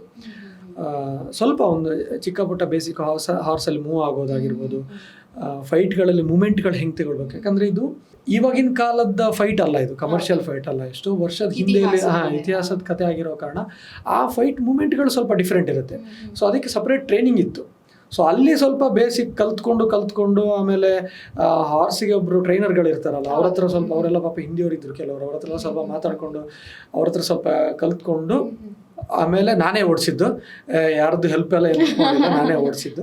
ಬಟ್ ಸ್ಟಾರ್ಟಿಂಗ್ ನನಗೆ ಗೊತ್ತಿರಲಿಲ್ಲ. ಬಟ್ ಅದೇ ನಾನು ಸುಳ್ಳು ಹೇಳಿದ್ದೆ, ಗೊತ್ತಿದೆ ಅಂತ ಸಾರಿ ಅಂತ ಹೇಳ್ತೀನಿ ಅಷ್ಟೇ. How was that experience? Because historical ಅಲ್ಲಿ ನೀವು ಹಾರ್ಸ್ ರೈಡ್ ಇರ್ಬೇಕಾದ್ರೆ ಫೈಟ್ಸ್ ಎಲ್ಲ ಡೈರೆಕ್ಟರ್ಸ್ಗೆ ಚಾಲೆಂಜಿಂಗ್ ಆಗಿರುತ್ತೆ, ಅಂದ್ರೆ ಅಲ್ಲಿ ಕೂತ್ಕೊಂಡು ಆಕ್ಟಿಂಗ್ ಮಾಡೋರ್ಗೂ ಚಾಲೆಂಜಿಂಗ್ ಆಗಿದ್ದೇ ಇರುತ್ತೆ. ಹಾರ್ಸ್ ರೈಡಿಂಗ್ ಬರಲಿಲ್ಲ ಅಂತ ಹೇಳುವಾಗ ಮನಸ್ಸಲ್ಲಿ ಭಯ ಆಗೋದು. ಫಸ್ಟ್ ಕೂತ್ಕೊಳ್ಬೇಕಾರೆ ಒಂದ್ಸಲ ಏನೋ ನಾನು ಹೇಳಿದ್ದೆ, ಫುಲ್ ರಿಷಬಣ್ಣನೇ ಬಂದು ಕೇಳಿದ್ರು ಯಾಕೋ ಭಯ ಆಗ್ತಿದೆ ಅಂತ. ಹೌದಣ್ಣ ಭಯ ಆಗ್ತಿದೆ ಅಂತಲೇ ಹೇಳಿದೆ. ಬಟ್ ಇಲ್ಲ ಅಂದರೆ ಅವರು ಸಪೋರ್ಟ್ ಮಾಡೋ ರೀತಿ, ಆಮೇಲೆ ಅವರು ಅದಕ್ಕೆ ಕೊಡೋ ಪ್ರಿಪ್ರೇಷನ್ಸ್ಗಳಾಗಿರ್ಬೋದು, ನಮ್ಮನ್ನು ಆ ಭಯದಿಂದ ಆಚೆ ತರುತ್ತೆ. ಅಂದರೆ ಎಲ್ಲದಕ್ಕೂ ಅಷ್ಟೇ, ಅಂದರೆ ಇವಾಗ ಇತಿಹಾಸದ ಸಿನಿಮಾ ಆಗಿರೋ ಕಾರಣ ಅದಕ್ಕೆ ಆದಂಥ ಪ್ರಿಪ್ರೇಷನ್ಸ್ಗಳು ಬೇಕೇ ಬೇಕು. ಸೊ ಅದನ್ನು ಅವ್ರು ಕೊಡ್ತಿದ್ರು, ಸುಮ್ಮನೆ ಬ್ಲ್ಯಾಂಕ್ ಆಗಿ ಸೀದಾ ಟೇಕಿಗೆ ಹೋಗ್ತಿರ್ಲಿಲ್ಲ. ಈ ಸೀನ್ ಮಾಡ್ತಿದ್ದೀವಿ ಅಂತ ಹೇಳಿದ್ರೆ ಅದಕ್ಕೆ ಏನು ಪ್ರಿಪ್ರೇಷನ್ಸ್ ಬೇಕು ಅದನ್ನು ಮಾಡಿಬಿಟ್ಟೆ ಅಂದರೆ ರೋಲಿಗೆ ಹೋಗೋರು, ಕ್ಯಾಮ್ರಾ ಮುಂದೆ ನಿಲ್ಲಿಸೋರು. ಇಲ್ಲ ಅಂತ ಹೇಳಿದ್ರೆ ಯಾರನ್ನು ಕರೆಸ್ತಿರ್ಲಿಲ್ಲ. ಆಮೇಲೆ ಪ್ರತಿಯೊಂದು ಅದನ್ನು ಒಂಥರ ಏನು ಹೇಳ್ತಾರೆ, ಮಾನಿಟರ್ ಮಾಡಿ ನೆಕ್ಸ್ಟೇ ಟೇಕಿಗೆ ಹೋಗೋರು. ಏನೋ ರಿಸ್ಕ್ ಆಗುತ್ತೆ ಇದರಲ್ಲಿ, ಅದನ್ನೆಲ್ಲ ನೋಡಿಕೊಂಡೇ ಮಾಡೋದು. ಸೊ ಅದರಿಂದ ಭಯ ಅನ್ನೋದಕ್ಕಿಂತ ಭಯ ಹೋಗೋದು ನಮಗೆ. ಸ್ಟಾರ್ಟಿಂಗ್ ಹಿಂದಿನ ದಿವಸ ರಾತ್ರಿ, ಇವಾಗ ನಾಳೆ ಈ ಸೀನ್ ಮಾಡಬೇಕು ಅಂದಾಗ ಸ್ವಲ್ಪ ಭಯ ಇರೋದು ರಾತ್ರಿ, ಏನಪ್ಪ ಹಿಂಗೆ ಮಾಡೋದು ನಾಳೆ ಅಂತ. ಬಟ್ ಅಲ್ಲಿ ಹೋದಾಗ ಆ ಟೀಮು, ಅವ್ರ ಸಪೋರ್ಟ್ಗಳು, ಅದೆಲ್ಲ ಭಯ ದೂರ ಮಾಡಿಸೋದು. ಸೊ ಚೆನ್ನಾಗಿತ್ತು. ಆ ಟೀಮೇ ಚೆನ್ನಾಗಿದೆ. ಅದಕ್ಕೋಸ್ಕರ ಭಯ ಅಂತ ಅನ್ನೋದಕ್ಕಿಂತ ಭಯ ಇದ್ರೂ ಅದನ್ನು ಓಡಿಸೋರು. ಹಾಗೆ ಇನ್ನೂ ಕಾಂತಾರ ವೈಬ್ ಮುಗ್ದಿಲ್ಲ ಅನ್ಸುತ್ತೆ, ಕಂಟಿನ್ಯೂ ಆಗುತ್ತೆ, ಇಡೀ ಜಗತ್ತೇ ತಿರುಗಿ ನೋಡ್ತಿದ್ದಾರೆ. So what is next for Shriram? ಅದೇ ಮಾಮೂಲಿ ಸಿನಿಮಾನೇ, ಒಟ್ಟಲ್ಲಿ ಆ್ಯಕ್ಟಿಂಗು. ನೆಕ್ಸ್ಟು ಮುಂದೆ ಯಾವ್ದು ಬರುತ್ತೆ, ಅದೇ ಆಗ ಹೇಳ್ದಂಗೆ ಒಂದು ಸಿನಿಮಾ ಬಂದಿದೆ, ಅದನ್ನು ಅಷ್ಟೇ. ಅದು ತುಂಬ ಒಬ್ಬ ನೋನ್ ಆ್ಯಕ್ಟರ್ ಕಮ್ ಡೈರೆಕ್ಟ್ರು ಕನ್ನಡಕ್ಕೆ ಬರ್ತಿರೋರು, ಅವ್ರ ಜೊತೆಗೆ ಒಂದು ಸ್ಕ್ರೀನ್ ಶೇರ್ ಮಾಡ್ತಿರೋದು, ಸದ್ಯದಲ್ಲೇ ಹೇಳ್ತಿರೋದು. ಸೊ ಅದೊಂದಿದೆ. ನೆಕ್ಸ್ಟು ಅದೇ ಮಾಮೂಲಿ ಹುಡುಕಾಟ ಇದ್ದೇ ಇರತ್ತೆ. ಇವಾಗ ಕಾಂತಾರ ಆಗಿ ನೆಕ್ಸ್ಟೂ ಅಷ್ಟೇ, ನನಗೆ ನೆಕ್ಸ್ಟ್ ಯಾವುದೇ ಮಾಡಿದ್ರು ನನಗದು ಫಸ್ಟ್ ಪ್ರಾಜೆಕ್ಟ್ ಥರನೇ ನಾನು ಮಾಡಬೇಕು. ಯಾಕಂದರೆ ಕಲಿಯೋದು ತುಂಬ ಇರುತ್ತೆ. ಪ್ರತಿ ಪ್ರಾಜೆಕ್ಟಲ್ಲೂ ಕಲಿಯೋದಿರುತ್ತೆ. ಈಗ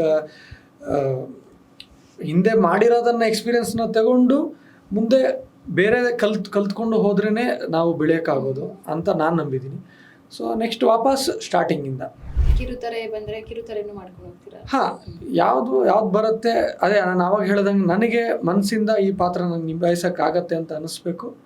ಆಮೇಲೆ ಅದು ನನಗೆ ಖುಷಿ ಕೊಡಬೇಕು, ಖಂಡಿತವಾಗ್ಲೂ ಮಾಡ್ತೀನಿ. ಯಾವುದು ಹಿರಿತೆರೆ ಅಂತ ಏನೂ ಇಲ್ಲ, ಅಥವಾ ಆ ಲ್ಯಾಂಗ್ವೇಜ್ ಈ ಲ್ಯಾಂಗ್ವೇಜ್ ಅಂತಲೂ ಏನಿಲ್ಲ. ಯಾವ ಸಿಕ್ಕಿದ್ರು ಜೈ. Thank you so much. ನಿಮ್ಮ ಇಷ್ಟು ಬಿಸಿ ಸ್ಕೆಡ್ಯೂಲಲ್ಲಿ ಇದ್ದು ಬಂದು ನಿಮ್ಮ ಎಕ್ಸ್ಪೀರಿಯನ್ಸ್ನ ಶೇರ್ ಮಾಡೋಕ್ಕೆ ತುಂಬ ಖುಷಿ ಆಯಿತು. So wishing you on all the best for your upcoming projects. Thank you so much. ನನ್ನಂಥ ಚಿಕ್ಕ ಕಲಾವಿದನ್ನು ಗುರುತಿಸಿ ಕರೆಸಿ ಇಲ್ಲಿ ನನಗೊಂದು ನನ್ನ ಅನಿಸಿಕೆಗಳನ್ನು ಹಂಚ್ಕೊಳ್ಳೋವಂಥ ಒಂದು ಆಪರ್ಚುನಿಟಿ ಕೊಟ್ಟಿದ್ದಕ್ಕೆ ನಾನು ಥ್ಯಾಂಕ್ ಯು ಹೇಳ್ತೀನಿ. ಹೆಚ್ಚಿನ ವಿಡಿಯೋಗಳಿಗೆ ಪ್ರತಿಧ್ವನಿ ಯೂಟ್ಯೂಬ್ ಚಾನೆಲ್ ಸಬ್ಸ್ಕ್ರೈಬ್ ಮಾಡಿ, ಬೆಲ್ ಐಕಾನ್ ಕ್ಲಿಕ್ ಮಾಡಿ.